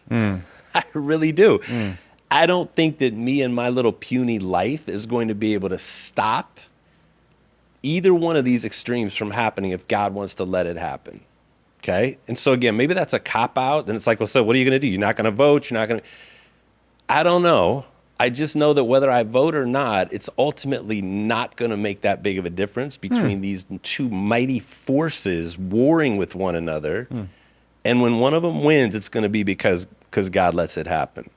So in the meantime, how do I live out what a kingdom ethic looks like, which has elements actually from both of the more moderate sides of these political positions? How do I embrace the best of what these represent and live them out in my own space and my own time? That's what I'm after. I don't know. You hate that? Okay, let's do this. I don't necessarily hate this. I think once we define some terminology, because when I think middle, I think like MLK's white evangelical moderate. And I'm like, no. And I don't think you're that person, for the record. You wrote a book literally about this. And I really want to unpack the critical race theory thing, because that was such a huge boogeyman that was used by right-wing evangelicalism for so long. And you wrote a book that I think in many ways I'm like, this is really helpful for those evangelicals from my vantage point. Yeah. But before we do, when you say the extremes, first off, what was your PhD in? I never asked you. And then what are these actual, like, give me some tangible, this is what one side wants that's extreme, and this is what the other side wants that's extreme. All right, well, this is the same conversation we had at BW3s in some ways. Right. Let's just say it again, which I think is fair to keep asking. We already said what the right wants. Right, we know that. We already said Give that. me this left. The left is that, are we on? Oh, yeah, we're on. Oh, okay. Again, in saying it let me say it in general terms first. Okay. It's to erase whatever lines have been laid down by others that we really do want to get rid of these. We want to deconstruct them. Okay. So it shows up in, I thought about this even in these last couple of weeks with some of what's gone on with the Olympics and the discussion with the trans boxer who's not really a trans boxer. Thank God you said that. I know. I get it. But, but the discussion that's happening around it. Yes. But still, there are other examples where there are biological males who are competing against females in America, right? That's been a story now for a while. Sure. And it's like, okay, let's stop that. That's not trans rights. I'm not going for that. Again, forget about me. This is what the other side's concerned about. That we are blurring the lines of what it means to be male and female all together in a way that they don't even mean anything anymore. Again, it is what we do with sexuality. And are there any kind of norms or any even kind of societal categories that we're going to stay within, or we're just going to keep blowing it up more and more?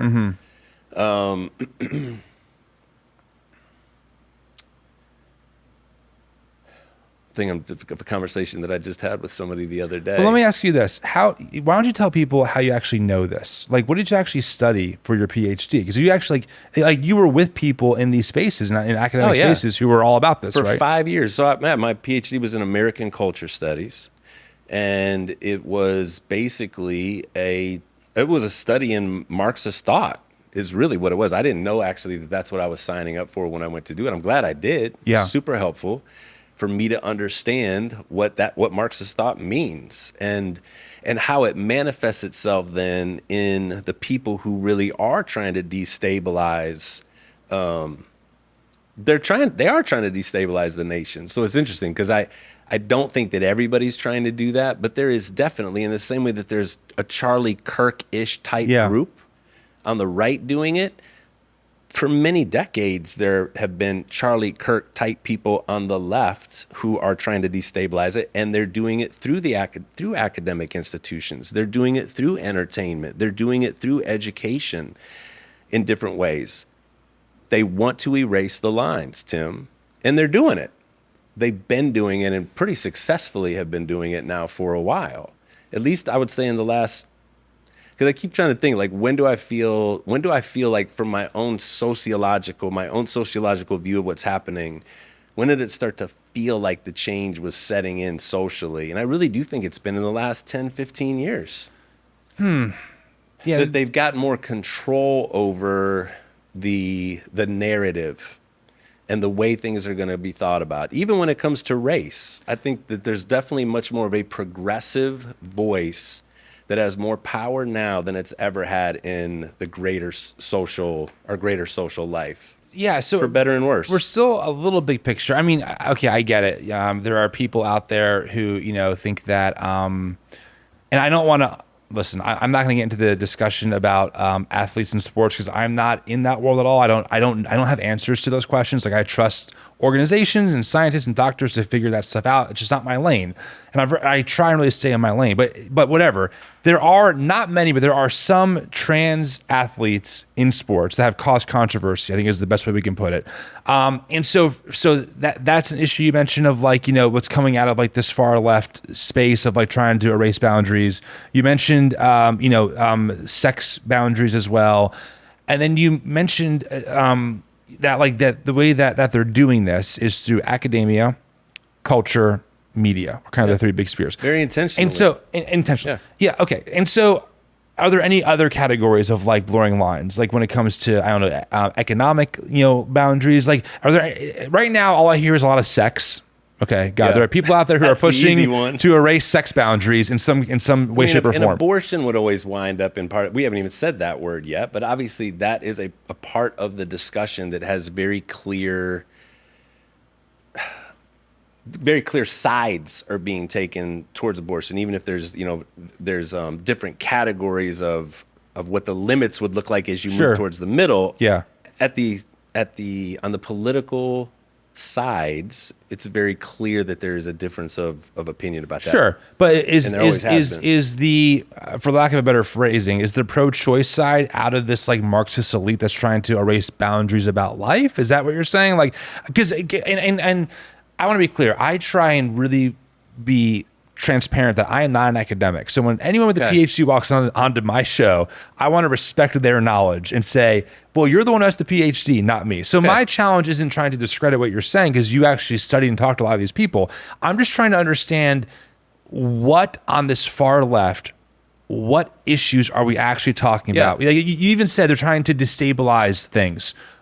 What are they trying to destabilize? So here's, and I haven't done this in a long time. Okay. So this is, it's one thing to know it. It's another thing to have visited it recently.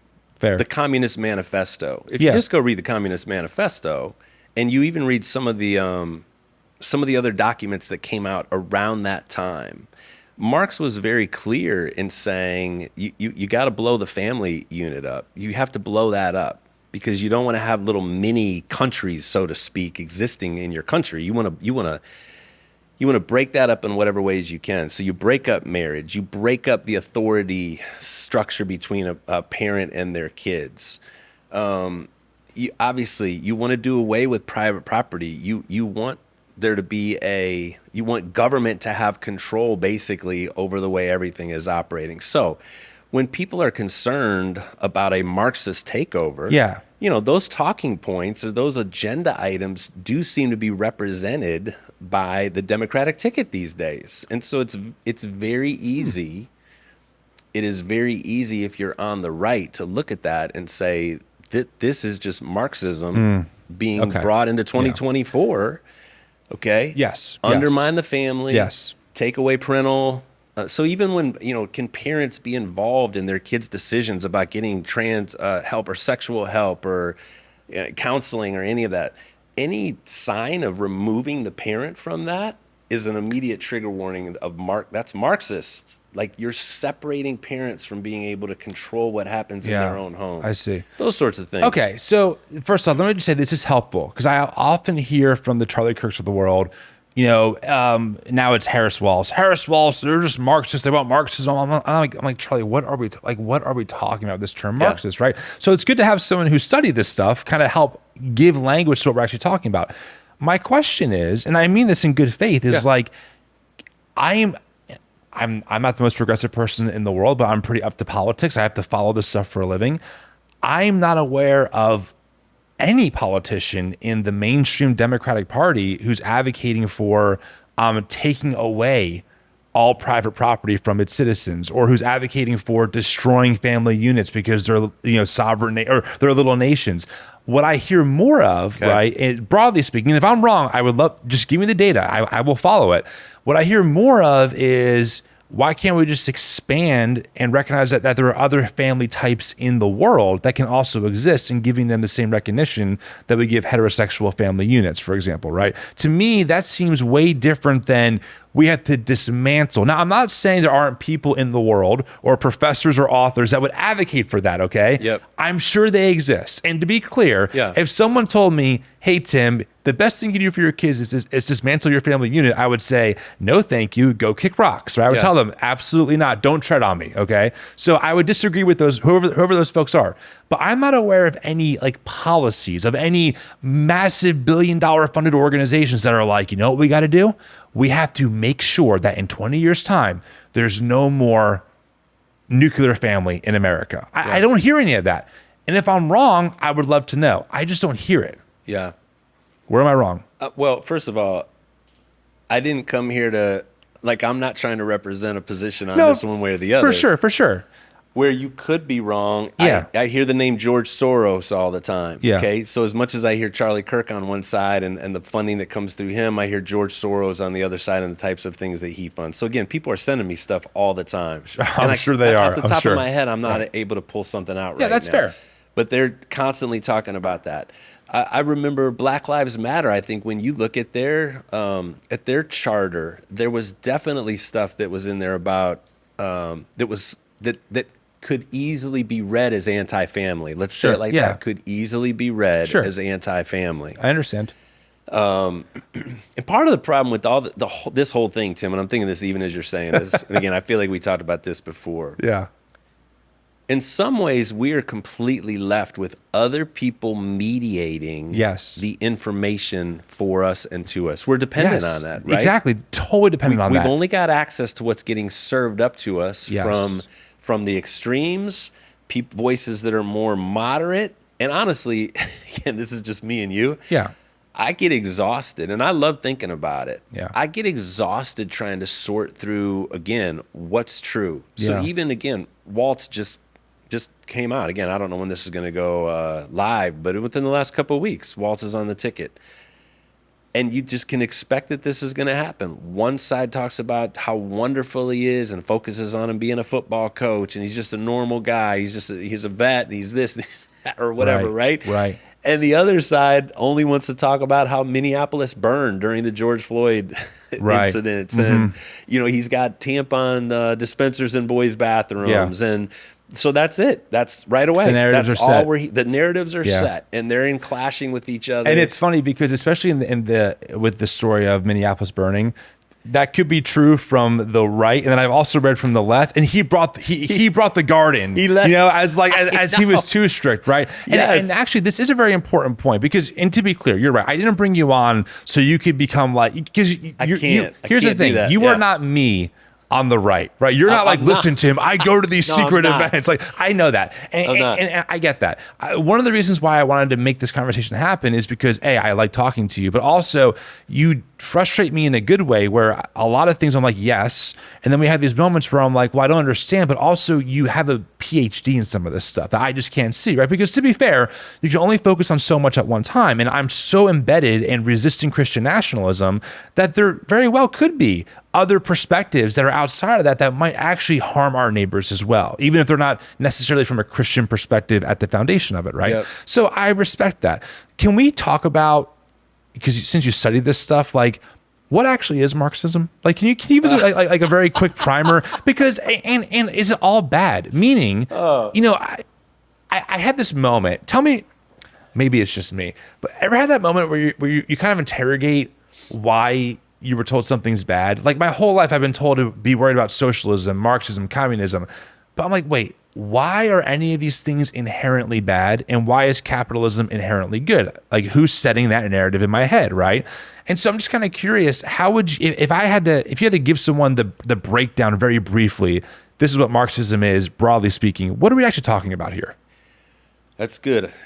And I wasn't planning on doing this, but it's good to even have to keep coming back and thinking, how do I talk about that in as few words as possible in a way that makes sense? Yeah, and that's accurate, of course. And why are you even asking me this? I spent 5 years digging into Marx's writings himself.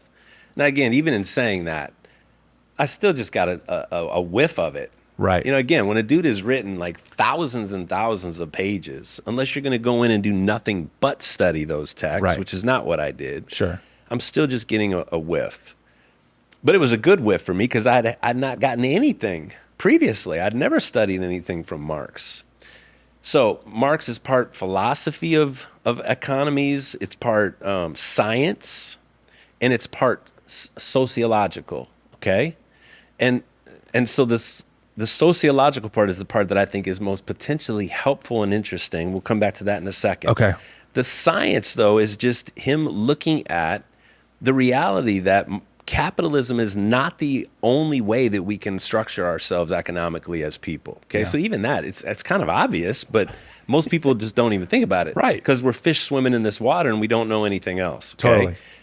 But so he does this study of all the different ways that people have organized themselves. Again, prolific study into how people have organized themselves economically. And this particular iteration called capitalism has some built-in necessary problems in that it is going to create haves and have-nots just by the way that it is set up. Right. It is going to do that. It is necessarily going to cause people to live their vocational lives where they're giving the best of their creativity and they're giving 8 to 10 to 12 hours a day to somebody else to make a product that they're going to profit off of. And yes, I will be compensated some amount, but it won't be nearly the amount that the product is actually worth. Okay? Like somebody's going to make profit off of it that far exceeds the work that I put into it. Right.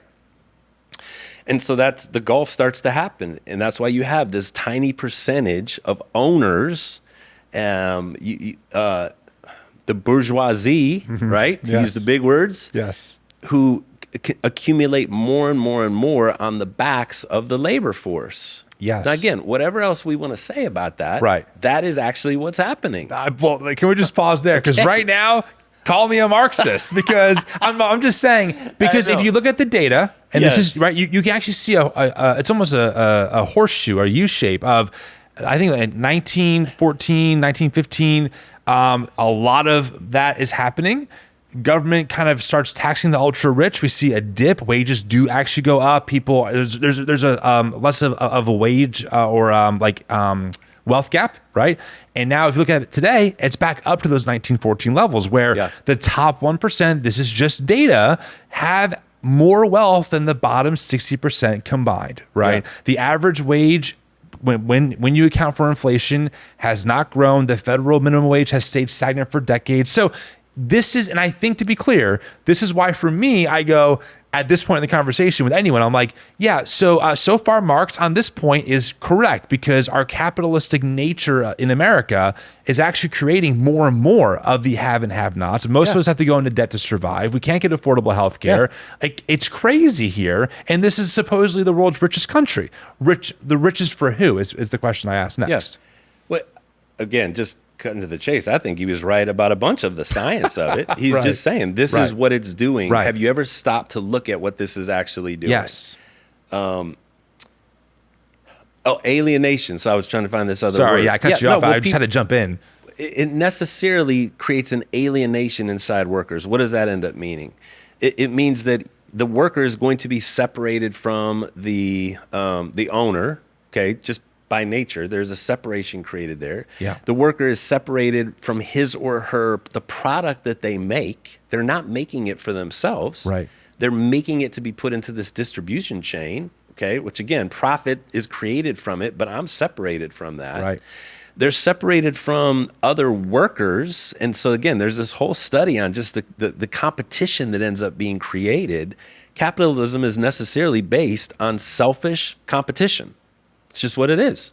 Right. As you pursue your self-interest and you try to win the game against everybody else, again, the good side of this is hopefully what it's doing is it's pulling everybody up. Right. Okay. And there's an argument for that. It is doing that also. It is pulling up the economy across this country, for example, for most people. Sure. Okay. Sure. But it still is doing it on the basis of competition. So you're creating an alienation between people. Okay.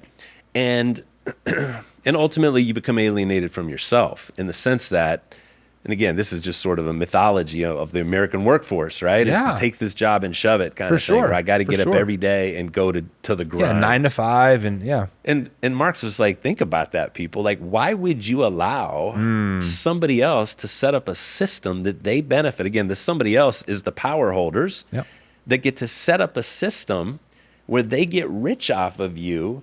And you just get smaller and smaller in the system. Right. Yeah, you get some compensation, but you're grinding your life away to make something for them. And then again, the whole school system is going to be set up on the basis of this system.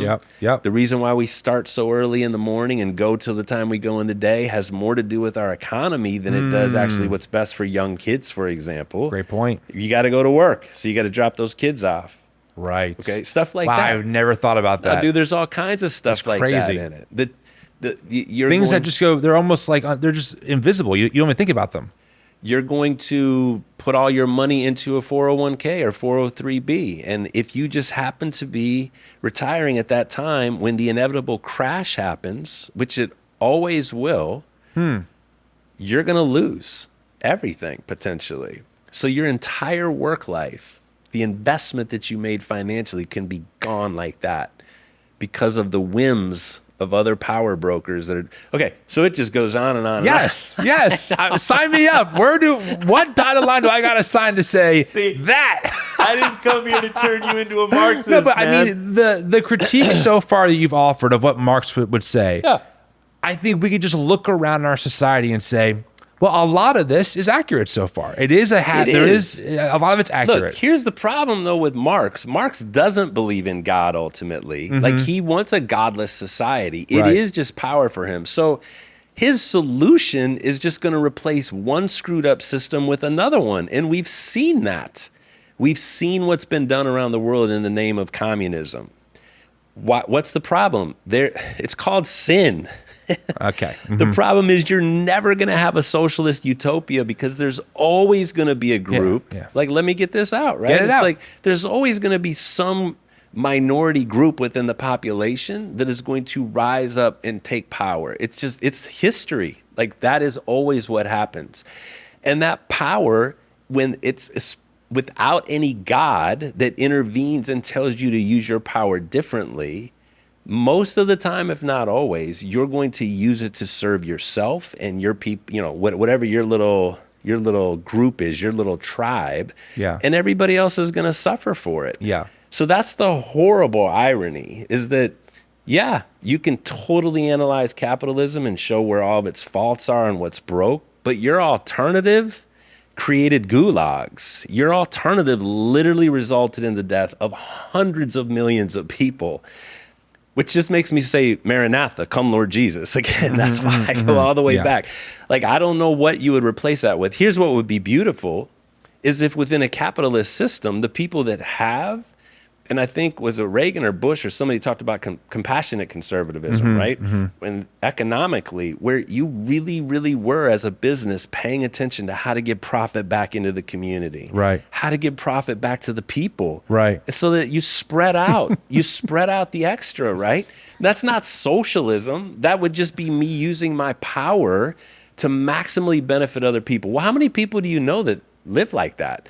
No, most of the time when you have the people that I know that have power, they hoard it for themselves. They try to get more and more to serve themselves and their own comfort. They're not looking at, they give a little bit to the community, but they're, okay, it really would be cool if there was a maximum amount of owners that actually tried to live that way amongst humanity. And that's not what we've got in history. I'm laughing because, okay, I'm gonna push you real hard on this. And I think, hold on. I didn't come here to talk about this. No, yes, you wrote a book about this. I know, the book's about the chapter talks about Marxism. It's like the first chapter in. Okay, I'm just saying. There's 15 chapters. It's about racial intelligence, everybody. Which we're definitely getting. He's trapping me. No, we're getting there. All right, no, but hear me out. This is what I just find so mind-blowing. Now, maybe, I don't know. Maybe I'm missing something. But, okay, first off, I understand that Marx was not a Christian. I get that, okay? And I also understand... He wasn't no God. No God. Okay, I get that. Keep going. I also understand that I am not an expert on Marxism, okay? So let's just go off of the little that you said, at least this point about what you just said. The science. The science. I just talked about the Thank you, the science.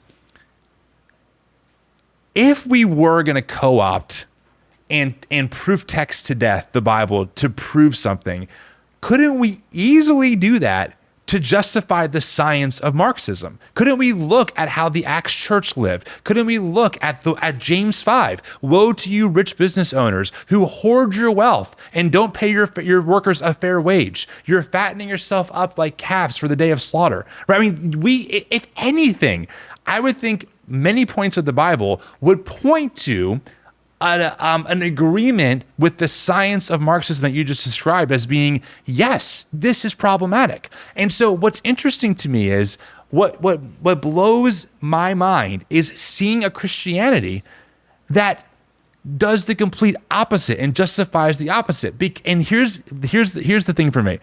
You and I would agree with you. We talk about sin nature. The human heart has a crookedness inside of it, right? You and I know that what you just said, people who have tons of wealth and power giving away are never going to do that. It's a history. It's a fact of human nature, right? They're not going to do that. So why wouldn't we as Christians advocate for the government to play its role, to at least do what it can, right? To, for example, make that happen. And what I mean bluntly is tax the rich, right? The fact that Amazon and Jeff Bezos pay a lower corporate tax rate overall than their secretary is crazy. Yeah. I'm taxed 25% of my income out of every check I get. Yep. That's way higher than whatever Warren Buffett's getting because of how the system is rigged. Yep. I see on its surface such a clearer motivation for Christians to advocate for those things than I do from the evangelical machine that is totally in bed with the capitalistic structures that says, well, if you don't work hard, you just don't need. The Bible's clear, right? So that's why I get so worked up because, Ed, again, I agree with you on so many things. And I look and I go, but the outcome of my own tradition is in the complete opposite corner. Yeah. It's mind-blowing to me. Yes, we're never going to become a utopia. I get it. The kingdom of God is not here. but can't we start acting like maybe it is and start giving people glimpses of what it looks like to live under the rule of a God that says the last shall be first and the first shall be last? Yes. Can't we start thinking about that? And so I do that, then I get called a Marxist, but based on what you said, I'm like, you know what? When it comes to the science of Marxism, I am. So that's what I got for you. Let the listener note that Tim moved forward in his chair and with great passion. I was holding it in. I had to let it out. Launched into that monologue. But really, I mean, help me. Well, what do you think? I can't help you. We live in a world that is ultimately supposed to cause us to long for God's kingdom. And I don't say that in some kind of cliche, sloppy way, dude. Like, again, I lay in bed at night and think about all this too. Absolutely. It's supposed to make us long for another kingdom that's not going to be realized in this one. And so I'm torn between despair and kind of a nihilistic despair about what happens socially. And how do I talk myself into having not only, like, what is my hope in? It's not that one side or the other is going to do what's right for God's kingdom, but how in my circle, in the sphere of influence that I have, can I influence people to live in such a way that God's kingdom just becomes a little bit more, it becomes more manifested? Again, I think that's what we're called to be as the church. Now, again, it's really messy when the church, the evangelical church that you were just mentioning, has gotten so in bed with right Republican, politics that it loses its prophetic voice. It loses its ability to be socially healing. Yeah. That is a problem. That's why I'm cool. Look, for whatever else I disagree with you, dude, on, I love that you're standing against that distortion from the right. And you're not the only one that's done that through the years. It's for sure. It's guys like Jim Wallace, who again, wherever Jim. Okay, and a lot of those dudes wound up in places that I feel like they swung the pendulum too far in ways that I can't go all in on where they wind up. But right?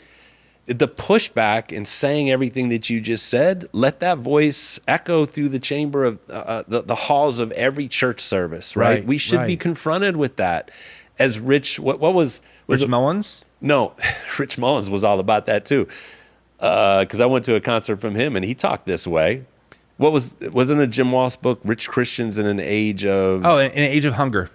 In an Age of Hunger. Was that Wallace? I don't know who it was. That was somebody else. Yeah. Somebody look that up and tell us who that is. But it was the same idea. Same idea, yeah, right? Right. Right. And I guess that's my question is, like, I understand that our theological beliefs, right, might lead us to say, you know what, Christ he's not here yet. And until that happens, there's always going to be problems in the world. I get that. I think my theology at this point, though, has taught me that my job as a little Christ is to be a representation as if the kingdom was here now. And fighting for anything I can do, both on an individual and systemic level, right, for the sake of my neighbors. Because I'll tell you, my neighbors in Camden, New Jersey, don't give a crap that I think the kingdom isn't here yet. They are looking for, how did I get in this spot? What are the systems that are here and now that can change? Right on. And I'm like, yes, as a Christian, don't I have an obligation? Again, I'm just reading the words of Jesus to do these things. It's not a big stretch for me to say, well, obviously there's things that are happening beyond the individual that keep people in certain positions in our system, especially when you start untangling the history of racism, segregation, et cetera. I wonder if I could be part of advocating for maybe some policy changes legally or culturally that might actually give people better access, right, to the same opportunities that I was given, that those people have never had even the access to. Now what they do with that's up to them.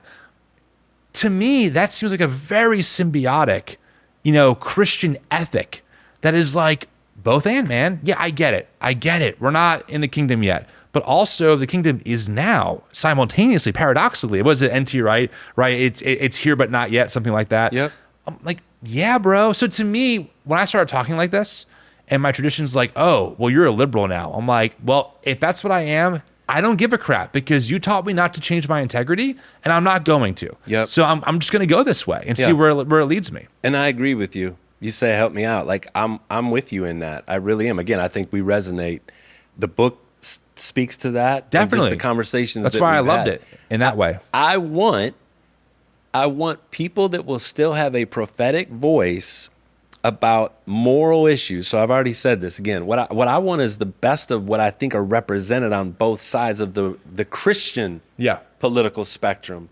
I still want to have a prophetic voice about moral issues, and I also want to have a prophetic voice about taking care of people that are marginalized, which is also a moral issue. Actually, I need to say that. It is absolutely also a moral issue.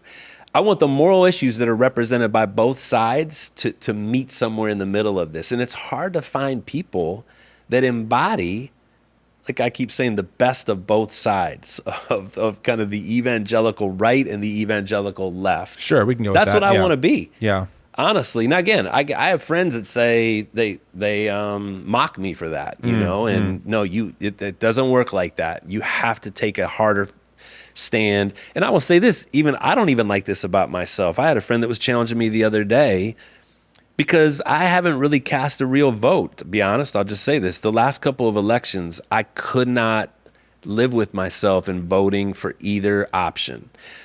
And okay, well then you're not voting so much for the people, you're voting for what they represent. Okay, when I look at what I perceive to be represented on both sides, Tim, I don't want to pick either side. I don't like the package on either side as it's been presented to me. Can I choose to see more of something I like on one side or the other? Like that's what people are doing. You're choosing to see more of something you like on one side or the other. I haven't been able to play that game with myself. So here's the problem.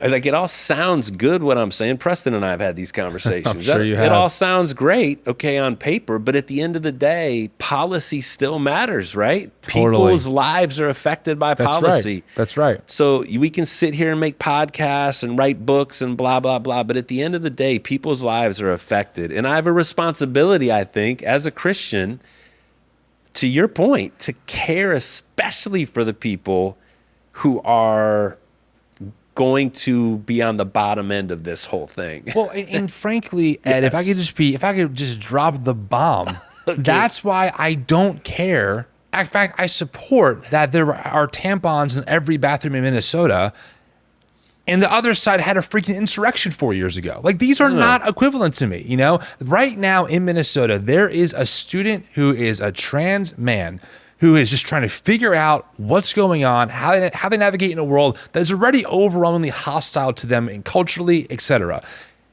When I go into a bathroom, if I see tampons, which I've had before, it does nothing. I see them, I acknowledge them, I wash my hands, and I leave, right? And the fact that right-wing media is like, this guy is so far left, he put tampons in every bathroom, and that same side tried to overthrow our election process 4 years ago. That's why, to me, in this, I want to be clear, not forever, not always, not perfectly, but in this cultural moment, in 2024 America, it is so freaking clear, like for me, where I need to go as a Christian, because I'm watching like what the big scare man, boogeyman fear is of these people. And I'm like, okay, tampons in the boys' bedroom, bathroom. I live with my wife. I see tampons every day in my bathroom. Like does nothing, not turning me trans, FYI, you know what I'm saying? So to me, it's just one of those things where I'm like, I'm just being transparent with you. I just don't see it. I don't see this like, you know, I really struggle between the two sides. Like, how do you, I don't understand. One person says these immigrants are poisoning the blood of our society, literally echoing what Hitler said about Jewish people. And the other side largely is like, can we just give students free lunches in school or like get affordable healthcare? Yes, we can do that. Okay, this is what I'll say now to represent the other side. Go ahead. Again, listener note and friends who don't think I should be on this show with Tim, hear me say, I don't think there should be tampon dispensers in boys' bathrooms. Right. I would like to go on the record against him. There you go, and everyone. Stand on the other side of that. Free speech. You said it. Let the comments say, don't dehumanize this man, but share your opinion in the comments. Depending on who's listening, I probably will lose way more with your crowd. Yeah, you're right. That's true. My friends aren't listening to this. Yeah, my conservative friends. I don't think there should be dispensers in boys' bathrooms because I think it's like a manifestation of a political position that is not able to anymore define what a man or a woman is. And I'm working with high school and college age people who are struggling to understand themselves as men and women. And I don't think this oppressive right side with all these rigid categories, that's not the answer. Again, that's not it.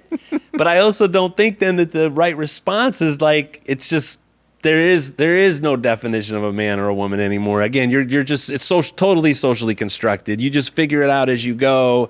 And if you feel this way, we're just going to affirm that fact. We've got science now that'll help you change your body right now at 14. And we're going to go ahead and do, and I'm like, no, like that's insane. Don't do that. That is not the right response to the rigid categories. That's insane to do that. So I just want to say that. It doesn't have to be one extreme or the other, Tim. Again, I don't think that the way that we respond to these guys over here is just then to get away with all categories. And yeah, we'll start putting tampons. Like, when in the world, what is it about 2024 that now in all of our brilliance, we've decided that the way to help trans kids, the best way would be is to put a feminine hygiene product in the boys' bathroom? I'm just saying, is there not a better way? Like, I don't know. I mean, but wait, let me say this. Yeah, but I still think it's smaller. To your point, well, this is what I'm hearing you say.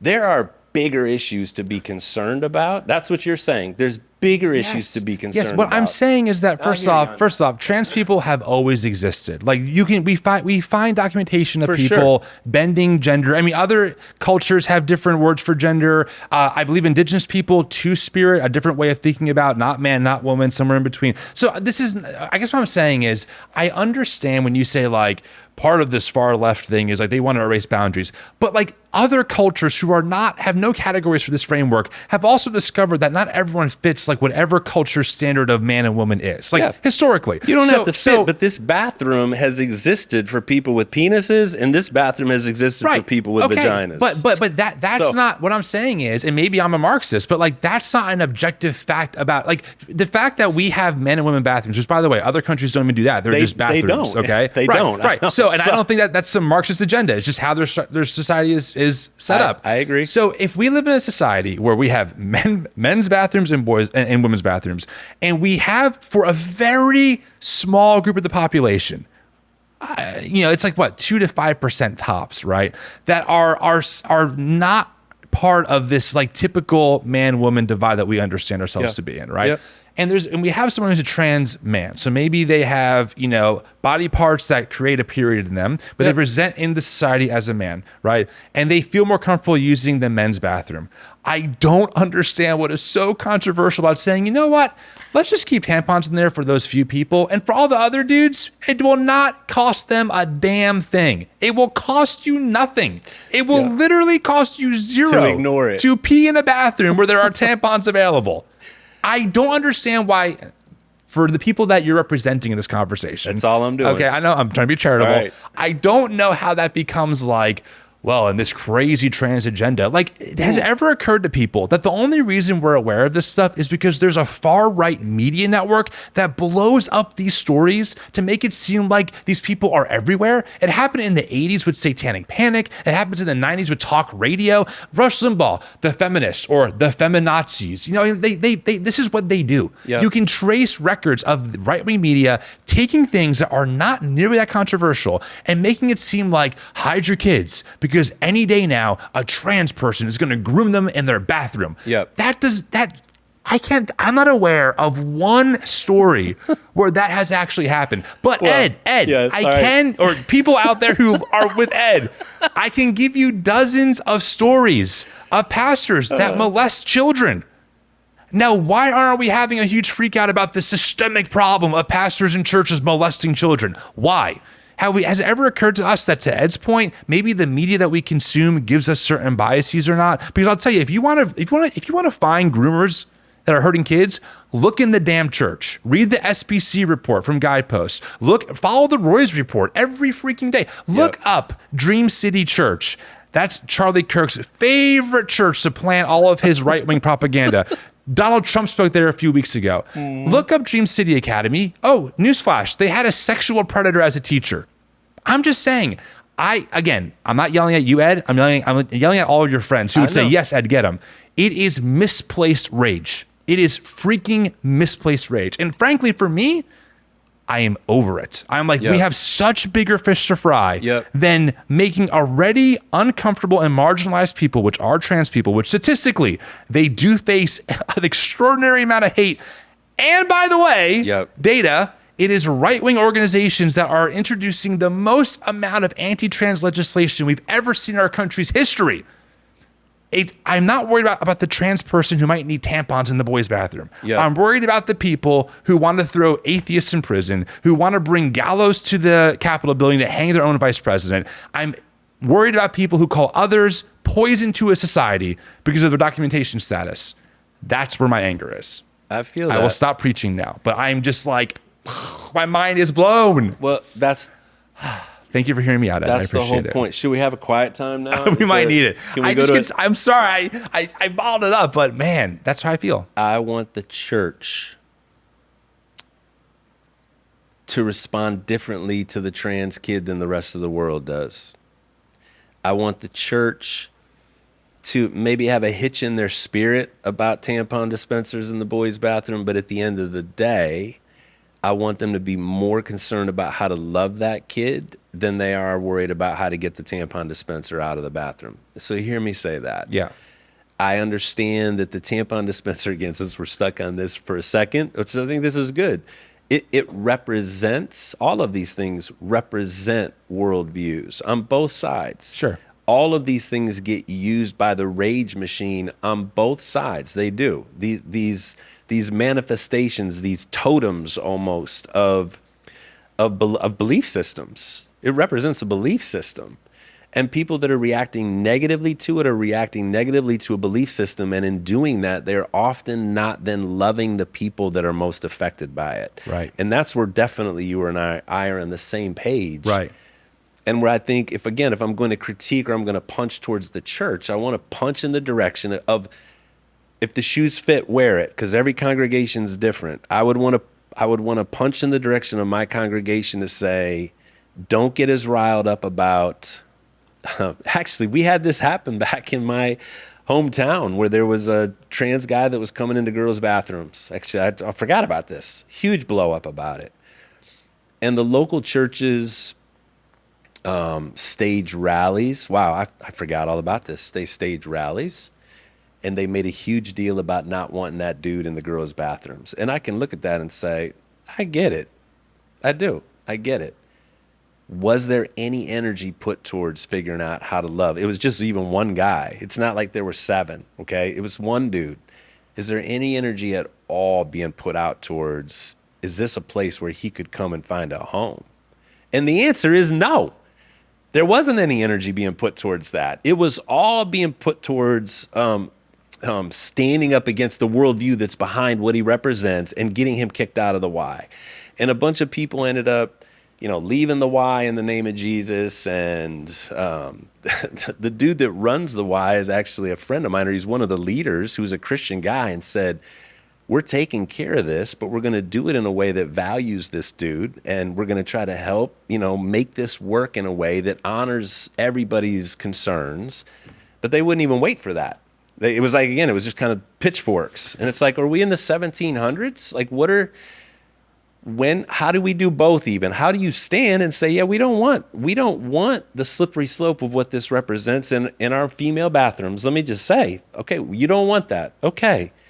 But are you equally or more concerned with how to love and minister to the person?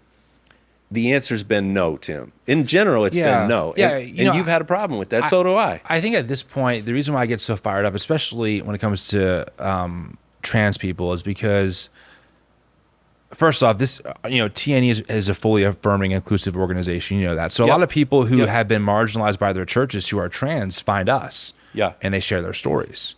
And frankly, some of their stories just absolutely wreck me. And I'm glad they do, because there's nowhere else to go. There's nowhere else to go. That's the whole point. And, listen, I don't think you meant it this way. So I don't think it was a intentional thing. But, when you even when you said, it's insane that we have the tampons in the boys' bathrooms, it's insane. All I can think about is the trans person who thinks, I'm insane because I need this, am I insane? And and so I'm just hypersensitive to those things of how people who are already maybe losing their families, right? Who are losing so much. And now the church, the place that they were told their family at, that you're welcome home, love knows no bounds. They sing these songs about the great love of God for all people, for all time, whatever. All of a sudden, even that place that they could trust goes, oh, well, you know what? Like, unless like you do this, or you know what, we're not going to use your pronouns because we don't want to lie to you, right? All this stuff. And I go, yeah, that makes me angry. And then, I through my own experience, I have now several friends who are wonderful trans people who are Christians and who are brilliant. Like some of them are theologians. Like they're brilliant theologians. Yep. And I'm like, I don't know why this has become a culture war issue for so many people. I don't know why just your existence, you're not asking people to transition. In fact, you tell people you don't wish this on anyone. Yep. That's the story here for most trans people. They go, I don't wish this on anyone. It's been such a nightmare in every way to handle, right? With my own mental health, with how I operate in this body, how the world perceives me. I don't wish it on anyone. I go, man, so I think my worldview, if we're gonna use that word, like all that comes into play when I hear about tampons in the boys' bathroom. And I go, if you think that's the biggest issue, like you're actually missing a very, you're missing a marginalized group in society that you're missing a group that a Jesus in the scriptures probably would have been the first one to get to eat with and get dinner with. Isn't that something? And say, I don't condemn you. Because think about the woman caught in adultery, right? I mean, I'm just saying there are all these stories that I can now pick up on and say, oh, yeah, who is that person in our society? And unfortunately for me, Ed, whether it's totally true or not, I think it is, it seems like the people who are loudest to yell at the boundary making and who's the other is the white evangelical megaphone in this country largely. Now it is a large there one. There are sure. like James Lindsay, he's an atheist, he's embedded in those spaces too. It's not just Christians. But I mean, dude, you look at some of the biggest players in the space, they're all Christians, and they're arguing from a biblical worldview. Ali Stuckey, Charlie Kirk, I can get on the list. They all argue that they're just being biblical as they say things. I'm like, you sound so hateful. No wonder why people don't want to go to your churches anymore. So I think that's why I get real sensitive to this stuff, because I think about the people I know, people I hear from, and I think if that's your biggest issue, I think it's just misplaced rage. Yeah, I agree with you, man. I do. Ultimately, what I want to say to those people is, even if I share some of your concerns, whatever the concerns are, and we've already said this a couple times, at the end of the day, your commission is to agape people. It's to do what's best for them in spite of what it costs you. Right. And I don't think this is not new, but that's not been the reputation of the evangelical church for a while now. That doesn't mean there's not any. Let's say this. There are a lot of evangelicals, man, white evangelicals who are living out the things that you believe and that you want to see. There's some new evangelicals out there. There's also, there are. Right. There absolutely are. I know them. I'm friends with them. Yeah. I'm friends with them. That's part of the tradition too. Across my 35 years, I've been a part of pockets of Christians that I feel like were really living out what we're talking about. Yeah. They were way more concerned with again, loving people doesn't mean that you always have to just go along with whatever their dysphorias are. It doesn't mean you have to sign up for, let me just not even get myself in trouble. You don't have to go along with it. You don't have to go along with it or embrace it, but you love them. You care for them. You listen to their story. You try to feel what they feel. Again, that takes some work. It takes getting past your own prejudices and your own, wherever your lines have been drawn from the Bible or elsewhere, can you get past those enough to be able to get into the shoes of the other person and love them? And that is what our calling is to do as Christians. It is. And I'm disappointed at how hard it is to find evangelical voices that will talk that way. I'm disappointed at how hard it is to find people like that. I know that we've talked about a lot of things so far. And sometimes the reason why I ask the questions is because people just don't, including myself, don't know what we're actually talking about, right? And so, for example, I asked you, what is Marxism? And I asked that because we hear a caricature of what Marxism is from some people who have really loud platforms, but it's good to hear from someone who actually studied this stuff or has a whiff of it more than I do to kind of give us the framework. let's talk about critical race theory then, because that's what you wrote a book about. Yeah, right about. On. You know, I mean, it's called Untangling Critical Race Theory, what Christians need to know and why it matters. Now, here's the interesting thing about you, and again, why you frustrate me. Okay. Because we met at Preston Sprinkle's Exiles in Babylon conference. We had a great time talking. And when I got your book, I'm thinking, oh, I know where this is going to go. I'm going to start reading about, first he'll probably tell me what critical race theory is, and then he'll tell me why it's not compatible with the biblical worldview. Because that's what every other book has been. Right, exactly. And I'm reading it, I kept on waiting for the other shoe to drop, because as I'm reading, I'm like, I agree. Ooh, that's really helpful. Yes, this makes sense. I agree. Wow, great definition. I just found myself saying over and over again on the issue of critical race theory, this is a really helpful book for me. So it surprised me, which I'm happy to say it did. Yeah. And that's what led to me bringing you out here to say, we have to have a really big conversation because these tentacles go into all different kinds of, all different parts of culture. So let me ask you this. Why even write this book? Obviously, CRT, critical race theory, is not popular in evangelical spaces, even moderate evangelical spaces. Yep. Yet you wrote a book that was really aimed at what sounds like a more evangelical crowd, really helping them along. And my overall gist is you saying, hey guys, CRT is not a boogeyman. It actually could be helpful in some ways, and maybe there are some things that you can disregard. But overall, there's some good stuff to pick up on here. So why write the book? Yeah, good, Tim.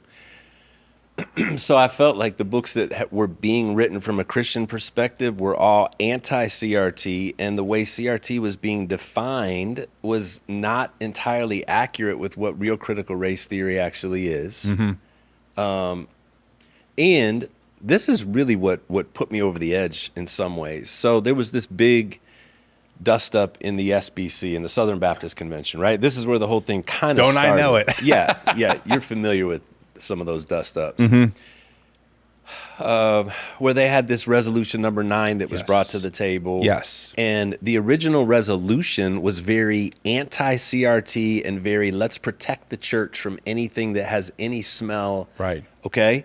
And it was taken then by some of the delegates, and it was changed to say, yeah, we're not trying to be critical race theorists now in the Baptist church, but as an analytical tool, it can be useful to inform our Christian sensibility. We start with the Bible, for better and worse. Right, yes. And on top of that, we're going to look through this lens that's going to help us think better and improve our racial intelligence. Let's introduce that idea. That's a good word. Improve our racial intelligence, especially as white folks in the conversation. Yes. And see if it can bring healing in different ways. If we can have conversations that will actually maybe point out blind spots and help us think differently about our history and how it still continues to have effects today and these sorts of things. And of course, there was that was not accepted. Definitely not. And there were lots of actually black pastors and black leaders that actually left the SBC because of the reaction to it. Yep. And I thought one of the things that I wished the guys that proposed this new resolution had done, and maybe some of them did, and I just didn't dig to find out what they did in their own personal spaces, but they said that they felt like critical race theory could be useful as an analytical tool. And I thought, when is somebody going to write the book that shows how? Like, what exactly does that mean for it to be used as an analytical tool? Right. And so 10 chapters of the 15 are basically that. Here are the questions that critical race theory, as the original race theorists, the questions they wanted America to be asking. Church, here's questions we could ask as well that would be helpful, because we've been a part of this America that's not done a very good job of taking the black experience seriously. Right. At best, at worst, we've contributed to racism and racist policy and big time. Yeah, that's right. Well, and this is why I'm glad we're having this conversation, because one of the moments for me that really shook my world was reading Jamar Tisby's The Color of Compromise. Right? Again, I grew up homeschooled, great family, but they picked Christian curriculums, Becca, Bob Jones, etc. Right? Very common in my world. I just never really knew like how deeply embedded these terms like racism actually were in American history. And so I discovered The Color of Compromise right around the time of George Floyd and Ahmaud Arbery and Breonna Taylor. And I'm just wrecked. I mean, I'm literally in my car at times crying, like, I didn't know about lynchings. Yeah. I didn't know the depravity of some of these people. I didn't know how embedded this was. I didn't know that many white Christians, mainly evangelicals and Protestants, advocated for these things. Good. It was shocking to me. Yeah. And then as I kind of did more work, I read things like The New Jim Crow, just other books, Yeah. I go, whoa, okay, there's a whole new world here Yeah. that I'm starting to see dimly, arguably, Yeah. but I'm starting to grasp that it actually exists. Yeah. And then the CRT panic happened, right? Yeah. All of a sudden, CRT is everywhere, and everyone in my space who's white and evangelical is freaking out about how it's going to destroy children and it's indoctrinating them to look at the color of people's skin, etc. And I was like, whoa, this term. Yeah. And so I'm glad you wrote this book, because we need people like you to help us unpack what it actually is, what it isn't, and what we can do with it. So we talked about this a little bit earlier, Tim. I think it's fascinating that we're having this conversation here in Philadelphia. So this is my first time. My wife, Amy, and I are here for the first time in Philadelphia as tourists. We got here yesterday, and so we went to Heritage Hall, and we went to where the Liberty Bell is at. And right adjacent to the Liberty Bell, which I did not know this was here, but is the original president's house, where from 1790 to 1800, George Washington and then John Adams lived in this house. Before Washington, D.C. was put together in 1801 or somewhere in there, okay? And then they moved everything to Washington. And it's funny because, again, we asked you if you even knew about this. It's in your backyard. You don't even know what's here, right? Because it's home, right? So we came from out of town, and we're digging into what's in your neighborhoods. And so fascinating, amazing. Like the Liberty Bell itself represents liberty and justice for all. Ironically, it was not actually even rung at the Declaration of Independence, more than likely, which is interesting. It came to be a stand-in, though, and a representation for what this new America was going to mean. Right. Now, on this exact same property where that president's house is, there were 9 slaves that George Washington brought and that lived in a basement area and worked, and they were slaves for him. Literally right next door to where the Declaration was signed, and now where this Liberty Bell has existed. So this is fascinating, y'all. Look this up. Like, it's the president's house in Philadelphia. In 2002, they started to have an argument about how they were going to reconstruct where the Liberty Bell was going to be put. Okay, and they built this new structure for it, which is currently there. It's a big, huge viewing area for you to come in and look at the bell.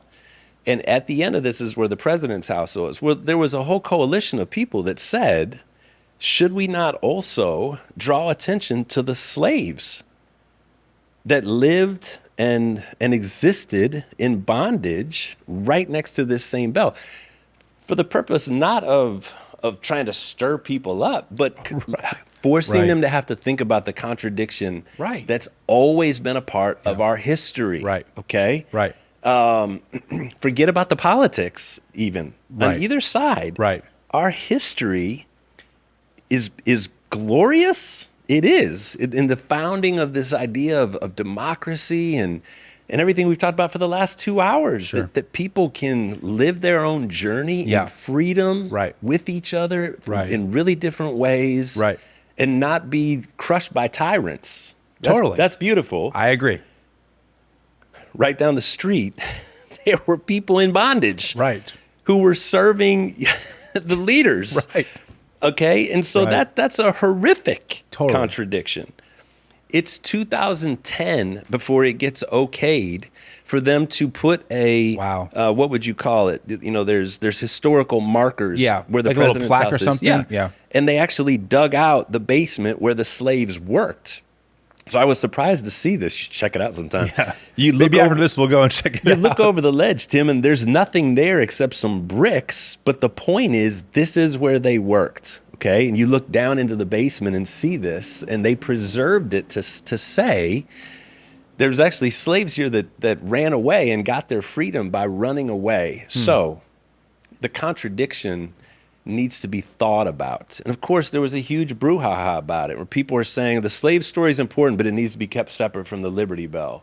And others are saying no. Right. It's like fundamentally critical that those two stories are brought together. 100%. So we've even talking about this, just the politics of memory. That's a great phrase to think about. There is a significant politics around what are we going to remember? Yeah. Who gets to determine what that's going to be? And even how we're going to remember it. Right. Somebody's telling our story. Right.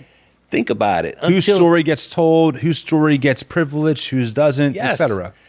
Until 2010. Like 8 years of talking about this, right? It's 2010 is when it came online. So it's just been for the last 14 years. Well, what I'm saying is you said in 2002 is when it first kind of came up.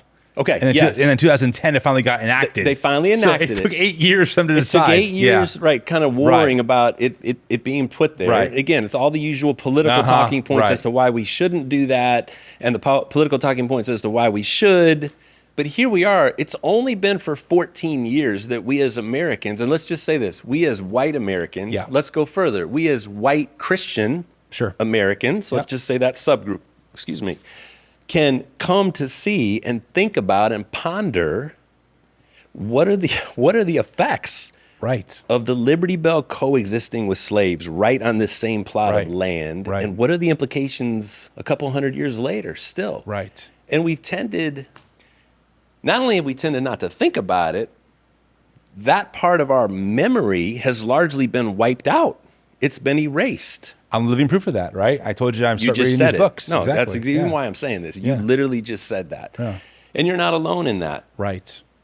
So critical race theorists back in the late 1980s, early 1990s. So even that alone, even saying that critical race theory started 40 years ago should catch our attention. As again, white evangelical-ish Christians, who are kind of from this tradition. How is it that we're just now hearing about this? Why have we never heard about it in 40 years? Exactly. Now the version that's being handed to us is super politicized, and every progressive talking point that we're against as conservatives, again, let's just say from a conservative perspective, everything that we don't like about progressives has been thrown under this word, these letters CRT. And it's like, well, that's not even close to being what CRT was 40 years ago. Okay. So there's already, we're messing with the history. We're messing with what it is we're going to remember about CRT. The original critical race theorist looked at society and said, 20 years removed, 10 years removed, 20 years removed from all the civil rights legislation being enacted, Jim Crow being abolished, at least in theory. You can't hang signs anymore saying who can eat here, who can live here. You can't do that. Integration in public schools is now a thing. The government's actually making it happen. In retail, again, across society, in all the different spaces where we live, you cannot overtly be racist anymore. Why 20 years later does the minority experience still feel so segregated? Why is there still so much inequality in these same spaces that have been desegregated? Why does it still feel this way? And so these lawyers say, well, because there still actually are laws in place that help us enact functional racism. Functional racism. So you're saying, like, in practice, it results in these outcomes. Totally. Okay.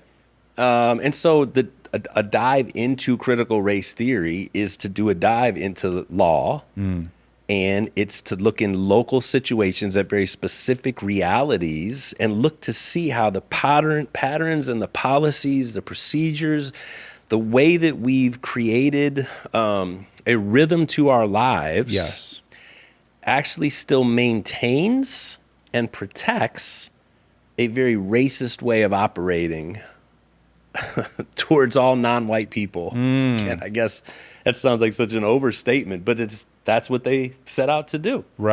How is that happening? And that's what critical race theory does. Now, it expanded outside of law to where we're wanting to ask these same questions. I mean, ultimately, what I feel like critical race theories come down to is asking at ground zero, are there patterns or policies or procedures that are in place that are continuing to leave people out?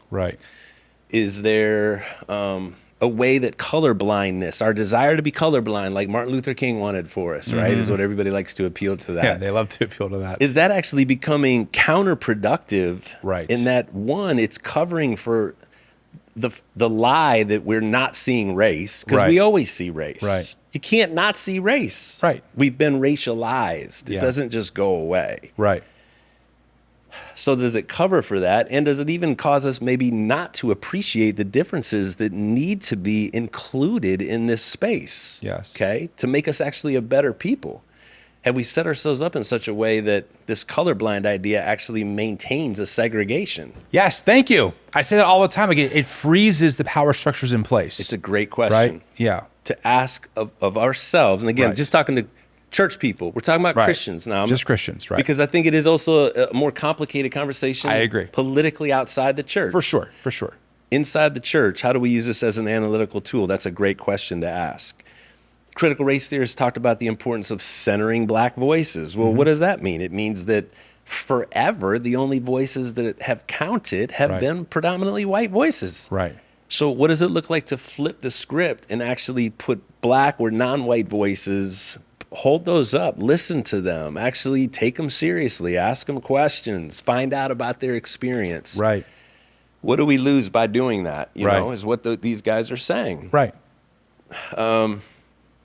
So those are the types of questions that I honestly wish we would have been asking ourselves in the 1990s. When critical race theory first came online, I wish a Christian had written a book to say, hey, these guys are asking great questions of society. Let's apply these questions to our church settings in the service of racial healing. Right. You know, and the building bridges between communities. Let's do that work. And instead, not only was it largely ignored, some sociologists, how do you say the word? Sociologists? Yes, have called an epistemology of ignorance. That's good. Okay, where we've kind of taught ourselves to be ignorant about racial realities and racial intelligence. We don't have to think about these things. Right. Here we are 40 years later, and not only were we not informed by critical race theory the way we should have been in the 90s, but we're having this hysterical reaction to our first exposure to so-called critical race theory. Right. That's been smothered with all of these other political agendas. Right. So that's why I wrote the book, man, because I wanted to bring some clarity to that. I wanted to help Christians calm down, slow down, and let's look at what these different tenets are asking of us. I will say this. I believe, and I'm not alone in this, that theory is neutral. People are not. Okay? So a theory is a hypothesis. It's a suggestion about why things are the way they are in a particular setting. Right. Okay? Right. It's a lens. Right. And we're saying, we want you to look through this lens and see, what do you see in this setting now? Yeah. What people do with what they find is where things get political. Yeah, that makes sense. Okay? Yeah. And so we may recognize that there is some kind of a racial, like we could look I could look inside a parachurch organization and see that there are no non-white people in leadership. Let's just use that as an example. And we could see that that's because of a largely racist way of doing business for years, where we've only gone to white places to get leaders, right? There's a whole bunch of different reasons why this has happened. Right. So now the question is, how do we fix that? Right. And this is where there will be progressive ideas about how to fix that. Right. There will be more conservative-ish ideas on how to fix that. And that's where all the disagreement starts to happen.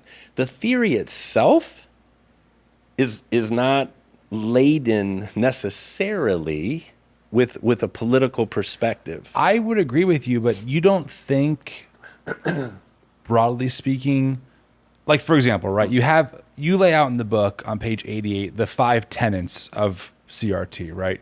Like you say the tenets of CRT flow out like a line of reasoning that goes something like this, and you have 5 tenets. Okay, well, let's not call them tenets because tenets tenets gets used as the actual theories themselves. If you're reading the spot that we talked about earlier, this is a summary of kind of how it works. Yeah. Right? The tenets of CRT flow out of a line of reasoning that goes something like this. They flow out of a line of reasoning. Okay. So there are 5 statements here I'm going to read, and then I'll ask my question. Okay. The first one says, number 1, the racialization of American society put in place across 400 years didn't evaporate after the passing of the civil rights laws in the 1960s. Okay. Number 2, race-based disparity and inequality live on, unevenly dispersed throughout our social structures, systems, and institutions for many different reasons.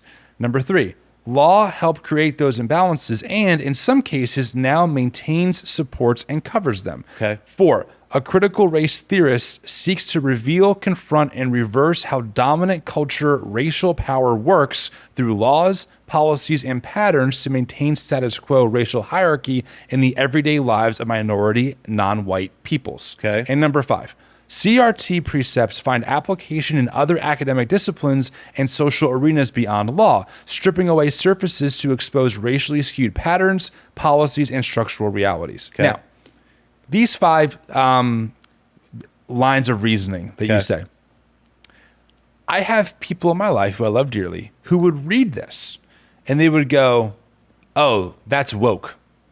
Like they wouldn't even be able just to even acknowledge that maybe these are 5 things that could have valid reasons or could even be true, right? Because they're, for whatever reason, maybe it's through their media consumption, through their theology, whatever, unseen forces. Any talk like that makes them think automatically this term woke, that's become a catch-all for all. And it frustrates me because those lines of reasoning, as we talked about, many of them, we can find a lot of data to support that, yes, this has actually happened in our society. Yeah. That's what frustrates me. Well, let's say this. They're not unseen forces. They've been, this is what disappoints me. Not only have we not been trained or at least exposed to these actual writers themselves. And again, I don't agree with everything and every conclusion that a critical race theorists come up with. Sure. They're all over the place, okay? Right. I agree with asking the questions that they're asking us to ask. So not only have we not been exposed to just asking the right questions and good questions, we've actually been trained to immediately reject. Right. Exactly what you just said, to immediately reject. It's not unseen forces. We were trained to do that.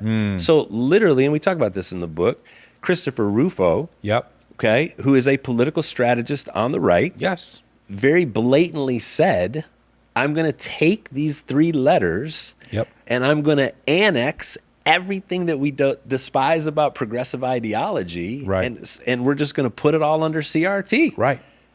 I mean, just blatantly said that. There's an actual tweet. Super effective, actually. He did a great job. Very effective. No, right. As far as a marketing perspective, he did a great job. Brilliant. Yes. Yes. Right. And part of the reason why it was so easy to do it is people didn't need to be convinced to buy this idea. They were already predisposed to, and again, I'm making a general statement, but this has been my experience with a majority of white evangelical experiences. Yes. They're already predisposed to have sort of a knee-jerk reaction to continue to protect the narrative that we have about ourselves when it comes to race. Right. And so anything that's going to ask me to think differently about that or that's poking at that, it just becomes customary just to call that Marxist, to call it, and actually it might be Marxist. This is where it gets messy. Right. Yeah, it's a Marxist way of looking things. And what's wrong with asking those questions? Exactly. It's also, before Marx, a very biblical way of looking at, again, questions. Are there people in your midst that are being marginalized? Yes. Again, I'm not saying we got to go along with sin, or that's a different conversation. Right. Your calling as a Christian is to make sure that justice, and again, that's a loaded word. Sure. Let's just say to make sure that people are not being mistreated on your watch. Right. On your watch. Right. In your spaces. Right. That there actually is an inclusivity, okay? Which again is such a loaded word now and has come to be so politicized. In the church, it should be an inclusive body under Jesus. It should be inclusive of all different kinds of people.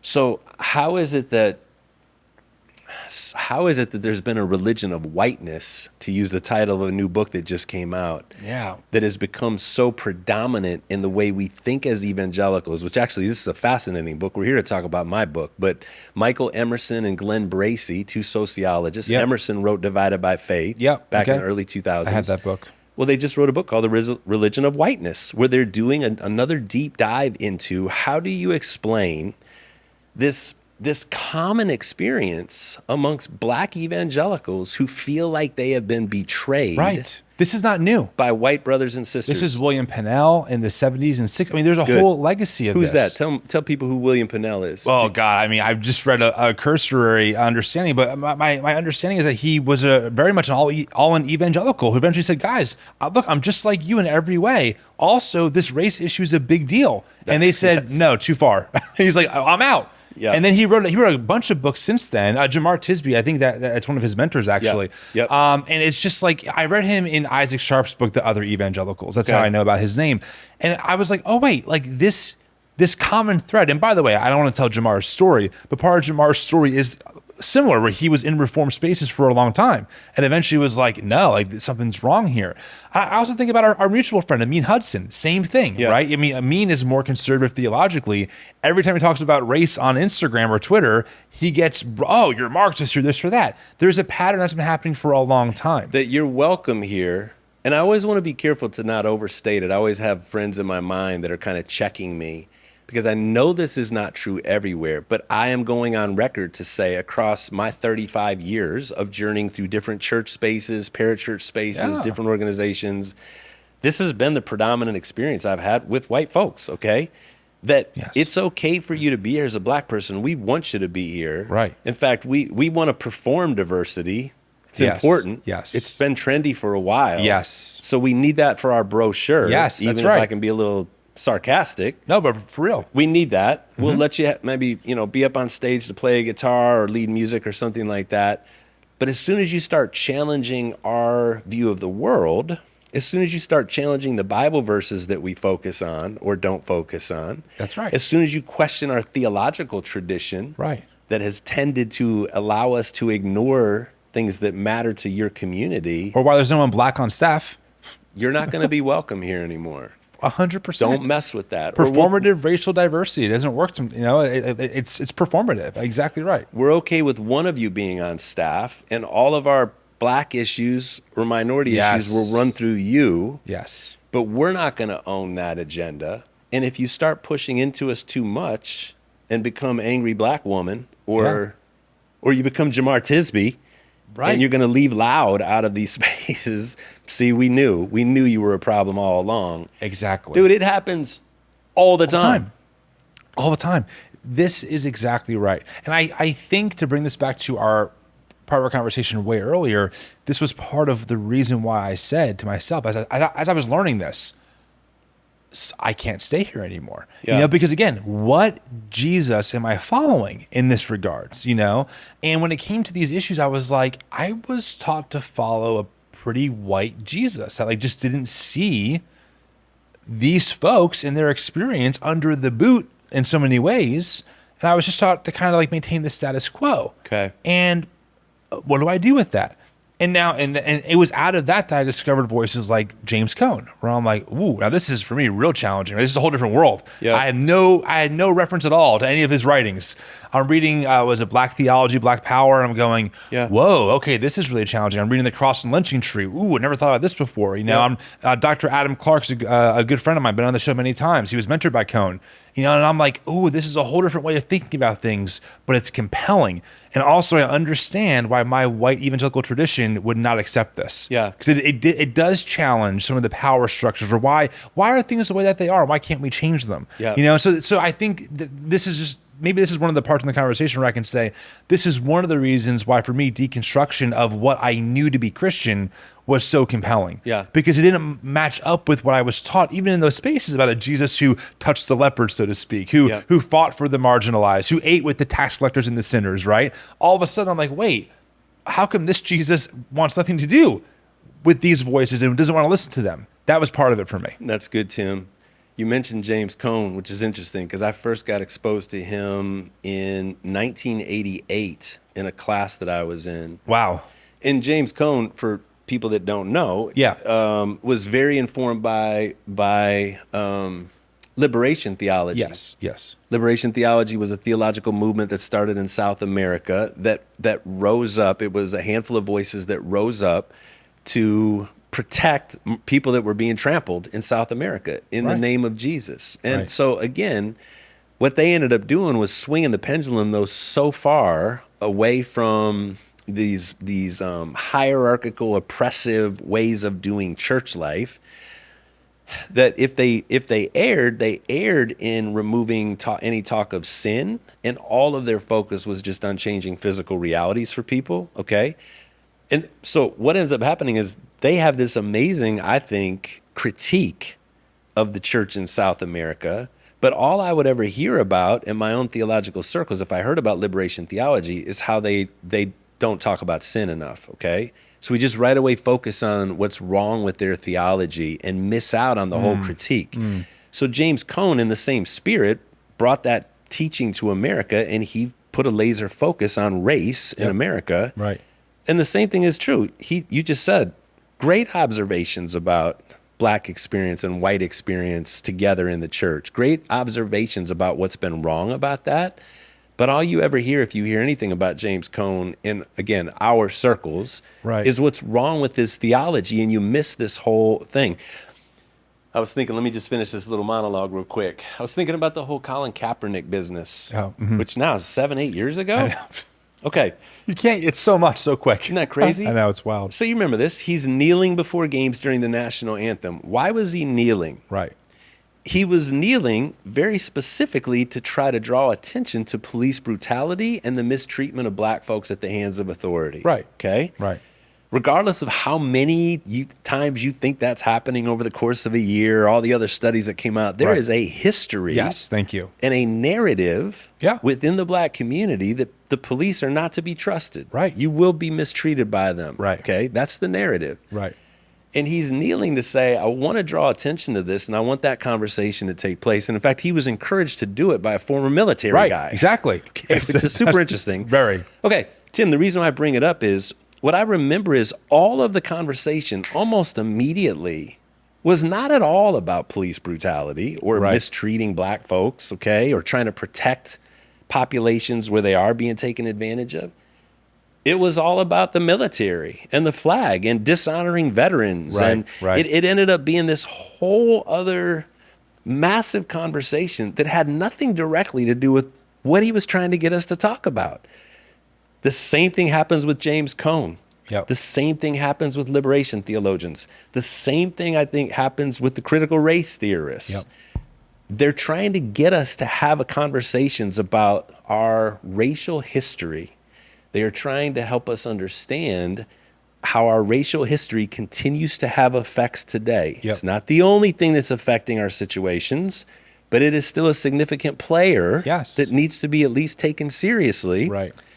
And instead, we never seem to have those conversations directly. We end up talking about, again, whatever woke means. And we're talking about, white kids hating themselves in elementary school. Like, that's the big issue in Florida. And it's like, wait, what? Well, and this is, and again, I'm not going to put this on you because you're the guest here. But first off, let me just say I agree 100% with you. Also, why you frustrate me. Which part? That whole thing. Okay. I'm like, yes, amen. But again, this is why I told him at Buffalo Wild Wings, you frustrate me. Why do I frustrate because you? we agree on so much, yet we disagree on so much, right? Okay. But like on this stuff, I'm like, yes, high five, etc. And this is for me when I go, and who's creating those narratives? Right-wing media. Like it was Sean Hannity and Rush Limbaugh that were blowing up the Colin Kaepernick thing. Oh, this person's not grateful for his multi-million-dollar contracts, and he hates the military, right? And then I look at who's promoting the CRT thing. It's Chris Rufo. Who's Chris Rufo? He went on Fox News to blow this whole thing up, and Trump loved it. I mean, you can.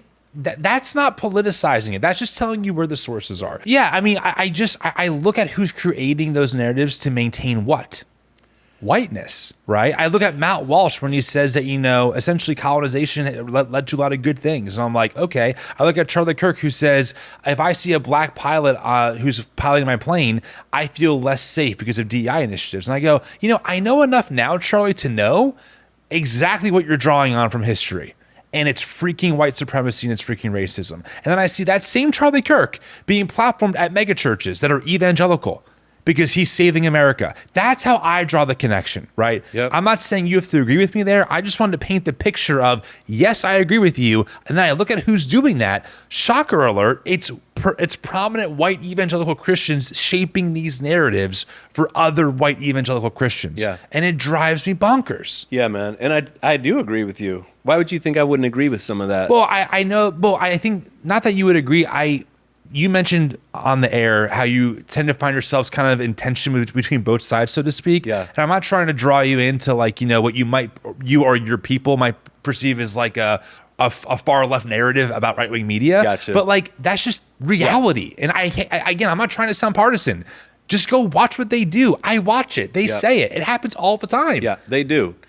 It's interesting. We probably should have said this first so people aren't trying to figure out exactly where I'm at. I'm not even exactly sure where I'm at. Am I a closet conservative or a closet progressive? I get accused of both. Yeah. I come from conservative roots. Yeah. What we've called conservatism, Sure, right? I do. I grew up in kind of a middle class, but leaning to the right. And the Christianity that I came into was entirely shaped. I am who I'm writing to, actually. Interesting. I am that late 80s big church evangelicalism, super individualistic, right, very aligned with Republican causes. Church growth movement kind of. Yeah, anything that sounds liberal is liberal and evil. Like, I'm not open to that at all. Like, I'm anti-Marx. There's no discussion. There's nothing to talk about. I don't need to learn anything at all about what he taught. He's evil. Yeah, I'm totally a part of that. And I've been coming out of that, deconstructing. I don't know. I don't feel like I've been deconstructing. I've just been recognizing that my education came from one side and it needed to be expanded to understand what am I missing. Exactly. I feel like I've been in that process for a long time. Yes, thank you. And it includes a lot of people that are on more the left when it comes to talking about these issues. Now, again, this is why I don't know how to vote even anymore, because I don't consider myself fully aligned with either side of the secular political apparatus. Sure. But I know to be in the church should mean that people can't really tell quite where I'm at politically. How about I'll say that? That's probably a controversial statement. You shouldn't be able to clearly immediately tell where I'm at politically if you hear the entirety of my worldview. Right. Which again includes mission accomplished. some things that sound very rightish, and some things that sound very leftist. Right. You should be a little confused. I'm very confused if you're living out the Bible the way we've been talking about it.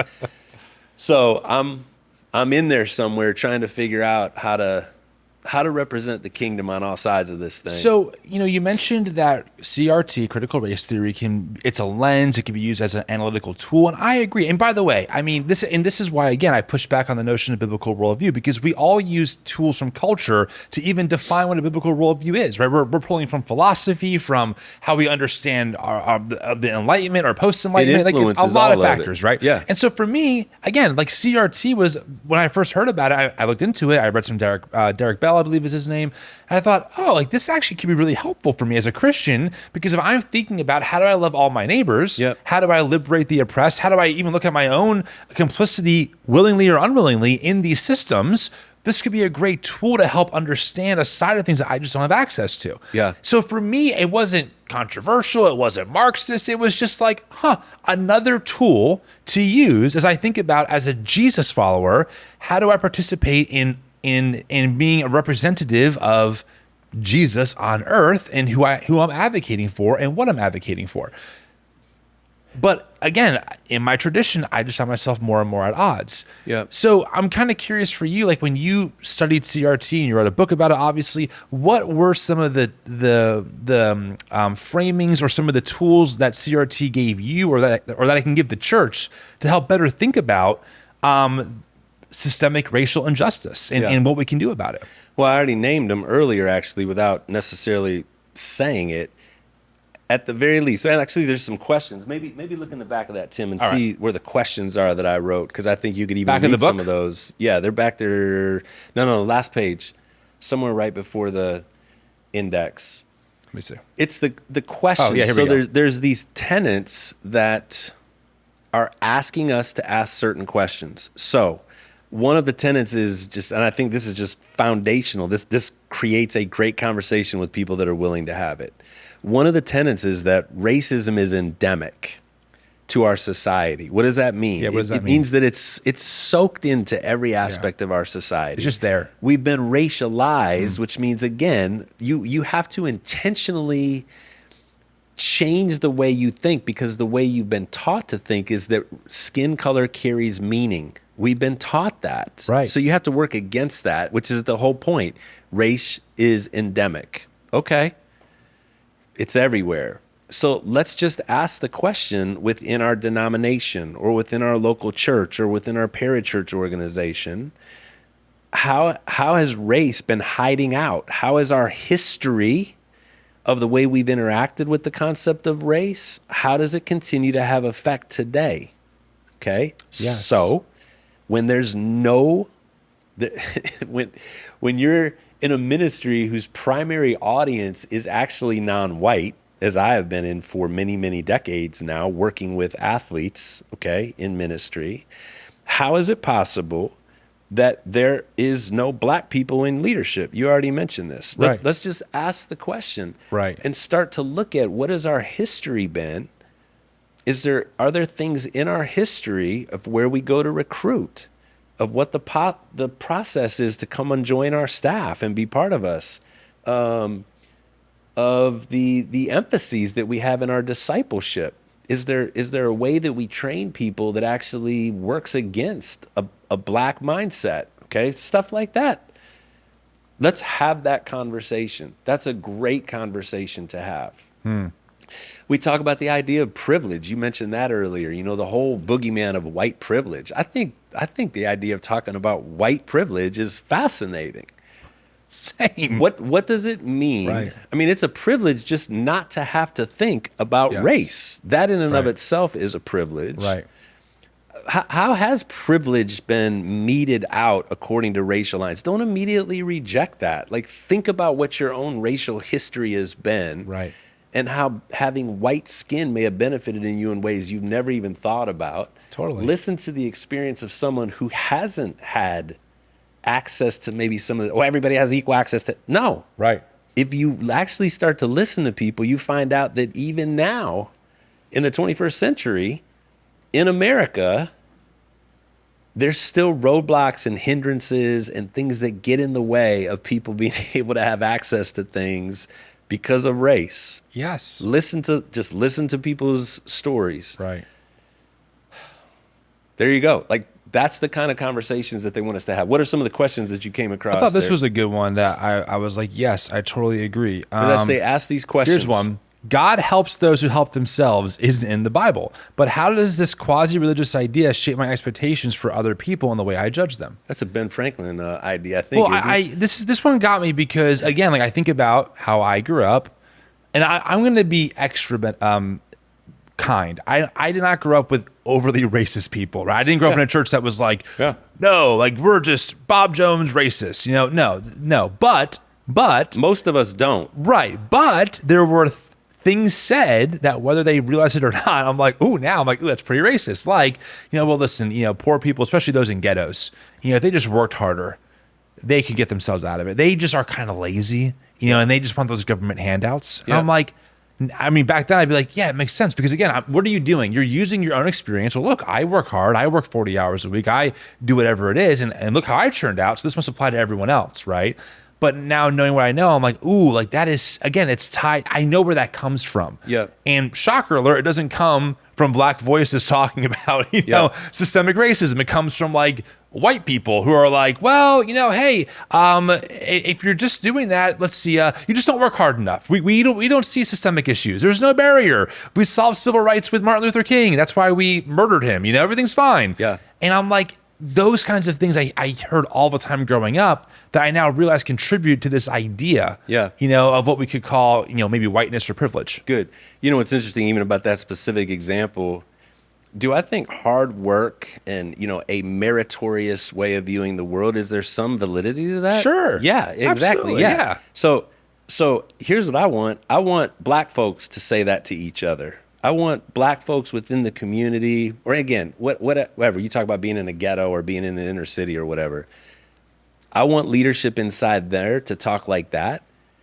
I want white folks to pay more attention to the systemic realities that created the ghetto in the first place. 100%. Which, again, most people don't have any understanding of how redlining works. Right, exactly. Breaking up the family works. Exactly. GI Bill 50, 60, 70 years ago and how money was dispersed to people. Like, there are so many implications to how that negative environment was created and 100%. all those people were forced into that space, and then what it does to the school systems and the money and the tax brackets. Like, there's so many different pieces that were set in place because of racism. And so could that get cleaned up with better choices? I guess, yeah. I mean, ultimately, that's what it will take, actually. But this is a place that was created with entirely racist intentions, with racist policies and laws and, again, patterns that were created. Right. And so, well, what's my responsibility? I didn't do any of that. Okay. But I have resources now. And again, this is case by case around the country, depending on where you're living. How do I bring my resources to bear on helping as best I can in this space where injustice created this mess in the first place? Right. Am I responsible to own all of it? No. Do I need to constantly feel guilty as a white person? No. Again, I just think that's silly. Should I feel something negative inside myself for having an ancestry that actually was a part of it? Right. I don't think there's anything wrong with feeling a little something negative about it. Ed, one of the reasons why I tell people often, part of the work that I do is my act of repentance. Say it again. Part of the work I do, a lot of what I do now, I see as my act of repentance. Act of repentance. Right, because, and again, this is why for me, like I still struggle with why these things aren't compatible with the so-called Christian worldview. Okay. Because if repentance is key to being a Christian, turning and going the other way, when you discover a legacy of injustice done by your own faith tradition, it's like 101 to say, well, we have to turn and go the other way. We have to make those wrongs right. Good. I mean, dude, Bob Jones was part of my homeschooling curriculum. They just undid their interracial dating policy in 2001. Okay, so here's that sad feeling coming back to me again. Like, I had nothing to do with Bob Jones growing up, and everything I've ever heard, it just makes me sad that you had that coming at you as a young kid. Keep going. Right, well, thank you. But yeah, I mean, I'm just saying, like, again, was I 100% responsible for the decisions of Bob Jones? No. But did my faith tradition and the teachings of Bob Jones University impact how I see the world? Yes. Right? And so, again, okay, Christian, repent, turn and go the other way. Great. How can I help make some of those wrongs right? Right? How can I own, as a Christian, guys, I know I wasn't there in the 1960s and 70s, or even in the early 2000s when everyone was railing against Obama. I didn't know better, but I know better now. Yep. And so I'm going to do my part, right, to say this is not okay, and as Christians we can do better. Yep. Like, to me, that is, dare I say, logical. It is common sense for me to think about those things, and I don't see any discrepancy between these two at all. That's not a political thing. It's just a Christian thing, right? Now, if that fits a certain political paradigm in our world, right now on one side more than the other, fine, so be it. I don't care what it's labeled. I don't care if that was the Libertarian Party. I don't care if it was the Republican Party, but it's not. Like right now, broadly speaking, that fits into a particular camp. But the way I get there is not from the politics first. It's from the theology first. It's from the allegiance to Jesus part first. That then makes me think, to your point, Ed, what you're asking in this book, right? Why do ghettos exist? Why does the rhetoric to just work harder not seem to be true? Because we know the data. We know that actually black people are well employed. We know that for a fact most welfare recipients are actually white statistically. They're not black, right? Okay, I know that like people work full-time jobs. Some work 2 or 3 jobs, and they still can't afford a roof over their head. Okay, something other than they're just too lazy is going on here. Just work right? ethic. Right. And so I think for me, I look at this stuff and I go, I don't know why this is so controversial in these white evangelical spaces, but as I'm reading more, I'm starting to understand why, frankly, you know. I use a phrase in here, which again, I don't think is rocket science, but I realized that it wasn't doing me any good to try to figure out where all the racists are in the room. I don't think that's the best conversation to be trying to have, is measuring our relative amounts of racism. I think a bigger problem is ethnic indifference. I mean, just think about what those two words mean. Ethnically indifferent. I just don't care about any ethnicity different than mine. I barely have energy to care about people inside my own ethnic tribe. I definitely don't care about people outside. So when, and I write about this in here, the day that Ahmaud Arbery was shot and killed in the street down in Georgia, which was just so disturbing, man. Just human. It was just a horrible video. That changed me forever. I want to hear about that. All right, let's come back to that after I say this. Yeah. The day that it happened, I was talking to two different black friends who were crying. And they were afraid, which was interesting to me, that they felt fear in Ohio, even because something happened down in Georgia, okay? But lots of emotion, lots of long silences on the phone, lots of me not really having anything to say to make the, just being there, listening. Hearing them. Okay. Then I went and had lunch with some white friends. And again, these are all Christian folks. Right. You already know where this is going, man. No, tell me. Like, he didn't even know that it had happened. Wow. He didn't know that it had happened. In fact, this was a couple days later now that I think about it. He didn't know. He kind of heard something about it, and then immediately the response was, didn't it turn out that he was a criminal or something? He was trying to steal something. Again, it's just like so predictable that that's the narrative. Right. That was started to circulate right away. But the point is, he didn't feel anything. And that struck me. The difference between the immediate feeling of my people of color friends and the immediate non-feeling of white. Now, is he racist? Now, again, I'm not trying to figure that out for him. A bigger problem is he doesn't feel anything. So you're never going to be able to build bridge or connect cross-culturally, which is a phrase we haven't used yet, like cross-cultural intelligence, cross-cultural competency. I like that phrase. I want to be more cross-culturally competent as a Christian who's charged with the Great Commission, like we talked about earlier. I want to be able to love people from all different ethnicities. And to love them, I have to care about their story. I have to feel their story a little bit.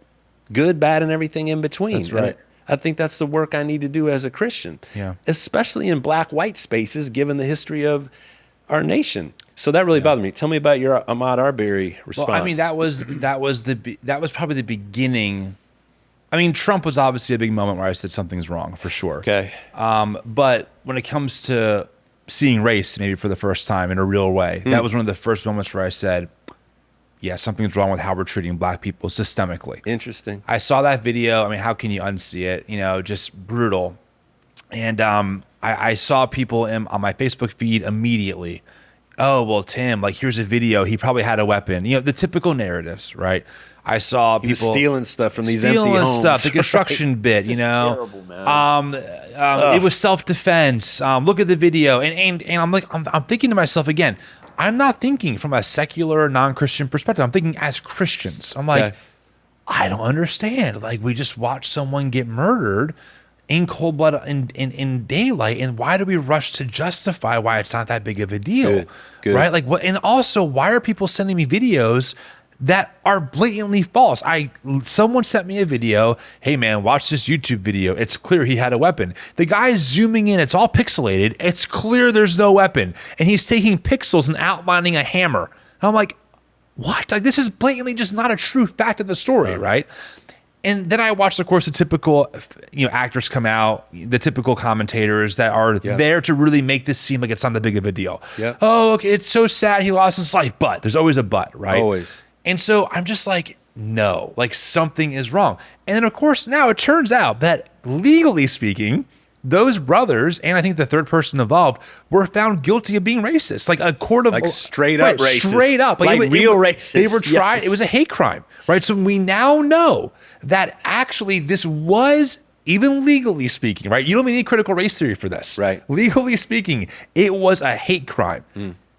Any white evangelicals repenting for that? That spread that narrative? No. Yep. And I looked, by the way, I looked at people through my old timeline. There's never a circle There's back. never a, thank you. No. There's never a circle. And I've just noticed this pattern over and over again. Something happens, an unarmed black person is shot dead by cops or by someone else, unjustifiably so. The narrative comes out. Same thing with George Floyd. I watched Candace Owens be like, oh, poor George. He was a criminal. That's what she said. I saw that And I'm too. like, Yeah. holy shit. Yeah. So this is the new narrative now. Steven Crowder, another commentator, pretended, or he held an experiment and had someone kneel on his neck to prove that it wasn't the act of the officer that killed George. I mean, again, who's watching this? Mostly white evangelical Christians. That's the dominant audience. So now we see Chauvin, whatever his name is, Chauvin, get convicted. Yep. It's an unjust trial. Yep. It's an unjust trial. Oh, the woke got him. Freedom for Derek. Documentary was made about it, right? Right away. Yes. And I'm like, again, I just put the pieces together. And at this point in my journey of faith, I look at that and I go, these, and I'm going to say it just directly and bluntly because I'm from New Jersey. These are white supremacist organizations that have a motivation to maintain supremacy at the expense of marginalized voices. Wow. We are literally, in my opinion, watching KKK in 2024. Because when you read the stuff of the KKK, when you read David Duke in the 80s talking about the Great Replacement Theory, and then you see Charlie Kirk at his event, which I attended, by the way, Yes, okay, did. so I was there, Yep. and you watched my I did video, watch it. say, there's a great replacement happening. I go, wow.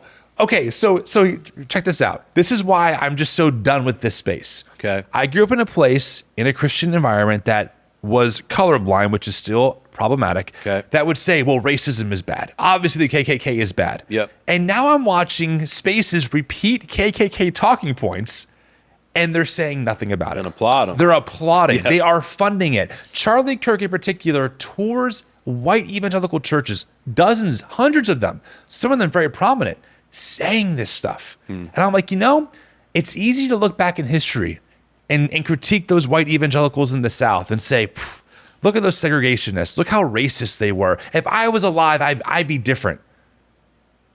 Well, we're alive now, and the same cycle is here. And who's standing up and who's not? That says something to me. And that's why I'm so far removed now from these white evangelical spaces as a whole, because the system they're built on, even the SPC, what was it built on? The right to own people. Now, they repented, but you look at the SPC conservative takeover, that's what it is. Yep. That's what's undermining so much of this stuff. So here's what's interesting. Good rant. That's a good rant. Thank you for that rant. Thanks for letting me rant. I appreciate that. You're letting me get mine out too. So, dude, part of the reason why I wrote this book is not to chastise everybody. And I just want to even say this. I'm in process myself. Like, I'm a part of the same system. I am trying not to be. Right. I am trying to be a bridge builder. I'm trying to be a cultural translator for people while I'm also still working out my own crap. Sure. Okay? Sure. But what I wanted to do is just say, let's slow down. Yes. And Christian. Yep. Christian. Right. Slow down and let's look at the history and take a serious look at it, and don't be afraid to look at and feel the treachery of it. Yep. Okay, so even that, people always say they know the history. Well, I don't know, man. Like, when you know details, it sinks into a deeper place. Totally, dude. When you stand over there in that historical site and you look at the bell right there, and then you look at this dungeon where the slaves lived, and they're 50 yards apart. It does something inside of you that changes the history for you, right? You feel something. Definitely. Deeply. Let's slow down and learn how to feel, and let's kind of separate ourselves from the rhetoric from both sides. I'm going to keep saying that. Both sides use race politically to their own advantages and in ways that distort what a Christian view would be of how to use our power to help people, a Christian view of what justice means in this setting. And again, now all the energy is gone towards, critical social justice now is the big enemy. At the end of the day, are you paying any attention at all to what it means to apply justice in your setting? Forget about all the distortions. How are you living out justice in your setting? Again, most of the time, that's not even getting talked about in churches. Right. What responsibility do you have to the local community and maybe the surrounding area to use resources to overcome injustices or to protect people that are even now being taken advantage of? You're not even thinking about that. And that's what I'm trying to get us to do in the book. This is the other thing I was going to say. You mentioned Tisby, The Color of Compromise, and I know he's going to be on here at some point. He'll be next after you. Yeah, good. And people are going to be able to hear him. I think Jamar's brilliant, man. It's great. And now he's woke. He's been cast aside as just being an angry black guy. It's like The Color of Compromise is just a brilliant primer that is, I think, apolitical, as much as a history book can be apolitical. And it just says, okay, here's what happened in this situation. Right. Here's literally the documentation of how race was being used by Christian people to continue to marginalize non-white folks. Okay. Right. If you look at history all the way back to pre-Civil War, I mean, this is kind of fascinating, as it's condemning and fascinating at the same time. There's always the same kinds of rhetoric being used, Tim. Anytime there's an abolitionist movement that rises up, or a minority group of people, minority white folks, who step up to say, let's make things right, there is always an entrenchment group that comes along with almost the same kinds of talking points. They got a little bit of different color on them, a little bit of different clothing. Sometimes it's Marxism. Sometimes it's radical progressivism. It's replacement theory. But there's always some juicy sounding way that creates fear in people and says what they're doing is wrong. What they're doing is wrong. What they're doing is wrong. When the reality is, no, those people are right. Like they're right, at least in getting us to stop and think about what our role when it comes to racism has been. We haven't said this yet either. Race is a demonic stronghold. So you come from those kind of snake handling backgrounds. A little bit. I might be tweaking you a little bit. I've dabbled. It's a demonic stronghold. I don't know exactly how that works or what that means, but I do believe that there's an enemy spiritual force in the universe. And that force has used race all around the globe, not just in America, all around the globe, to destroy the imago Dei, the image of God, and the way that we connect with one another as human beings. He's used race to destroy that, to mar that, to create treachery between people. So I want to separate myself from that. I don't want to be controlled by that. Well, that brings us to kind of, maybe some of the final questions here. We've been going for close to 3 hours. Days. I feel like we've talked for days. But there's so much here. But I guess to start landing this plan. I know my poor team is like, dude, you told me maybe 2 hours max. Man, let's stop. But to land this plan, here's the key question. And I think we might disagree on this a little bit, and that's fine. As far as the white evangelical structures and systems go, not the gospel, not the Bible, not Jesus, but the systems that we just described. Okay. Is there anything salvageable? I look at the SBC and I'm like, that whole thing needs to go. It needs to go. Between the sex abuse, between the people inside of it pushing it to go farther right, between its history, the gospel will go forward without the SBC. Okay. It went forward before the SBC. It will go forward without it. I'm struggling because, and we're called the new evangelicals. And frankly, in the beginning of this work, when I didn't really know a whole lot, I still don't, but I know more now. I was like, maybe we need to reform this and just kind of push the evangelical thing forward. And in some ways, I still believe that. But for me, that looks like completely dismantling these structures that have built up over time that have soaked up to the bones racist ideology, right? And colorblindness, which is another way of saying racist, ideology that permeates all of the structures to the point where if anyone inside of it, no matter who they are, no matter how gospel allegiant they are, no matter how much they agree with all the historic orthodox issues on sex or gender or whatever else they might say, you talk about this and you're gonzo. Right, like the system treats people probably like you, I'm imagining, if not others, like bacteria that must be expelled. I don't think it's salvageable. I don't want to waste my time trying to fix it. I would rather just say, The church is, I believe, in many ways, still the hope of the world. But this system that we mapped onto it, this white evangelical corporatized church structure thing, that can go away completely. And we can, again, rethink what it means to love God and love your neighbor in community. But I'm curious for you, as someone who's still a part of that world, I think in many ways, do you think it's salvageable? Because I just see the same merry-go-round of chaos since like the William Pennells and beyond have been bringing this up. And so far to no avail, largely speaking. Okay. First of all, I would just like to say that you are a woke progressive Marxist. I knew it. I have to say that. You want to dismantle? As soon as you say dismantle, I know. You're a Marxist, dude. What can I say? You're done. toast. Tim. Well, What's your opinion? Here's my opinion is that I'm not an organization guy anymore.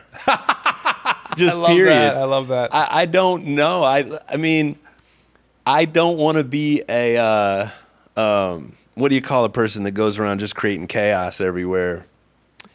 The word will come to me in a second. I don't want to be about the business of worrying about tearing down structures. So just hear me say that. Okay. So just again, let me just say this personally. Sure. I would rather be putting positive energy towards living out the things that we're saying are true in the spaces that I have access to and the people I have influence over. Yeah. Okay. Fair.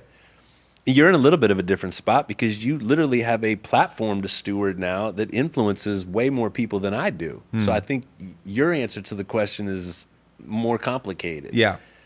I wrote a book, but I don't have access to the same number of people. But the people I do have access to, I want to keep giving energy to them instead of, and again, this isn't a cop-out. I've spent 30-some years inside of organizations. Right. And I'm tired of bashing my head against the wall, trying to convince leadership, trying to convince, the people that I'm working with, people that I like, that are generally good people. Right. But it becomes bureaucratically smothering, whether it's a denomination or a parachurch. And I just don't want to spend my time trying to figure out how to reform that. So maybe I'm even saying probably unless it gets taken down to the ground, it's not going to reform. Right. And maybe in pockets, depending on the people and who's actually there in any given moment in time. I just don't have a lot of faith anymore in things changing when it comes to organizational structures. So if they're going to get blown up, I'd say they deserve it. Whether they have to or not, I'm not going to cast a vote. Maybe I'm copping out on that. I'm just going to go and try to live differently and take as many people with me as I can when it comes to these topics. Yeah, right. I get that.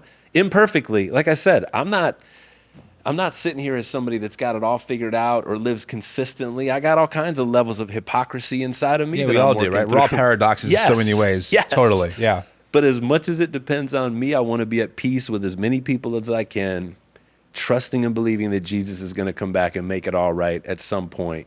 Again, not a cop-out. Yeah. Let me step into space and try to bring justice where I can do that. Right. But come, Lord Jesus, come quickly. Really, I don't see it getting all fixed.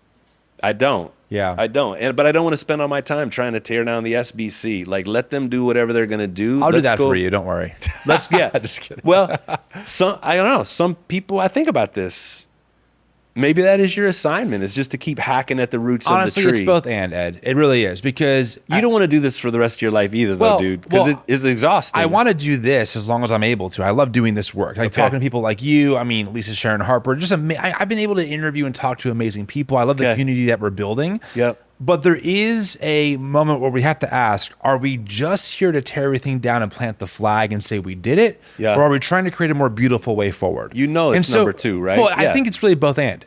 Okay. I'm very much in that space where it's like, we do three things as an organization. We hold space for folks marginalized by the church. Okay. We advocate for accountability inside of evangelical spaces.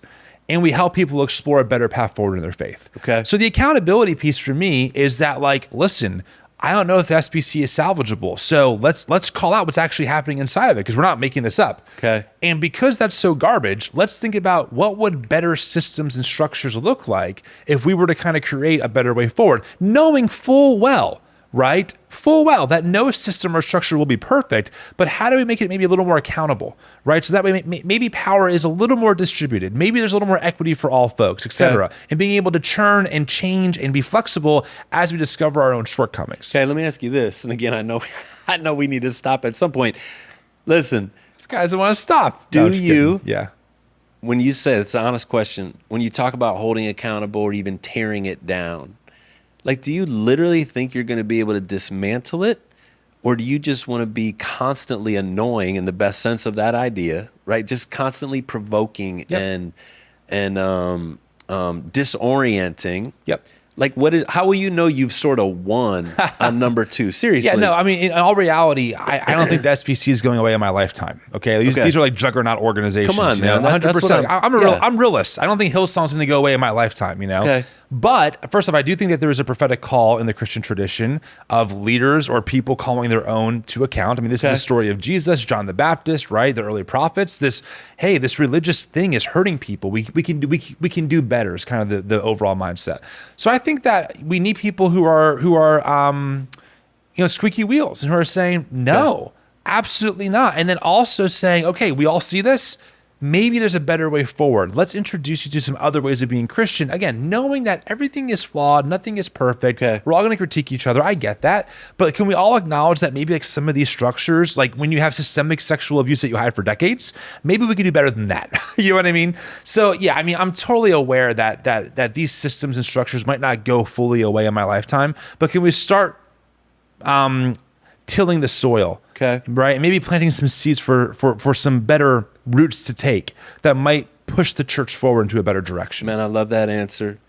Honestly, I mean, I would probably say the same thing for why I even wrote this book. Do I actually think there's going to be huge change in the way white evangelicals think about race? Yeah. I don't know that the problem is ever going to go away. Yeah. On my watch, though, let me provoke people to see there is a different way of doing this. Yeah. That's more biblical and more sane and not as partisan and represents the kingdom. And I've been pleasantly surprised in the first couple months that this has been out, really just 1 month. The response from people that are on both sides of the ledger has been humbling in that people are saying, this helped me to slow down and think differently. And I'm like, that was the whole point. Now do something. I hope it results in doing something different, but you got to think different first. Yep. And I've heard that from both conservative people and even people that are on the more progressive side of things, white folks. It's helped me think different. Thank you. And I'm like, amen. That's all I wanted to hear. So I appreciate you, Tim, even taking time to read it, engage it, wanting to talk more to me about it. I know we talked about a million other things besides just the book. Yeah. Because this is attached to a whole bunch of other stuff. Exactly. And I've been talking for a while behind the scenes. And honestly, I know that people are going to put us in the more progressive camp. And frankly, in many ways, I guess you could say that we are. But it's important that we don't become an echo chamber all over again, right? And so it's important for me to have voices. And by the way, you are not that controversial compared to other voices I've had on the podcast. But I like having people come on that might see things differently, even think in ways that I think are problematic, and say, well, listen, we're on the same planet. We have to figure out ways of working together because we're both here. And also let's have the discussion, and hopefully try and find the common ground for the greater good. And so, no, I'm happy to have you on, and I'll be interested to see what the YouTube comments look like, because this conversation has veered all over the place. I think a lot of us listening will be like, yes, and then be like, no, and yes. So, Ed, honestly, it was great having you. The book, friends, is Untangling Critical Race Theory: What Christians Need to Know and Why It Matters. The book is definitely out now. Pick it up wherever books are sold. Ed, we did it, man. Dude, you can breathe easy. That was a marathon. I think I enjoyed it. I think I love that. I think I did too. Yeah. Now, again, I don't know what's coming because of it, but I enjoyed being with you. No, good job, man. That was awesome. Thank you. Solid work. Yeah, that was great. We are matching. Look at this. Look at this. What? That's without a call. The camera, That's without a call. That's unbelievable. That's just what let's do right there. Okay.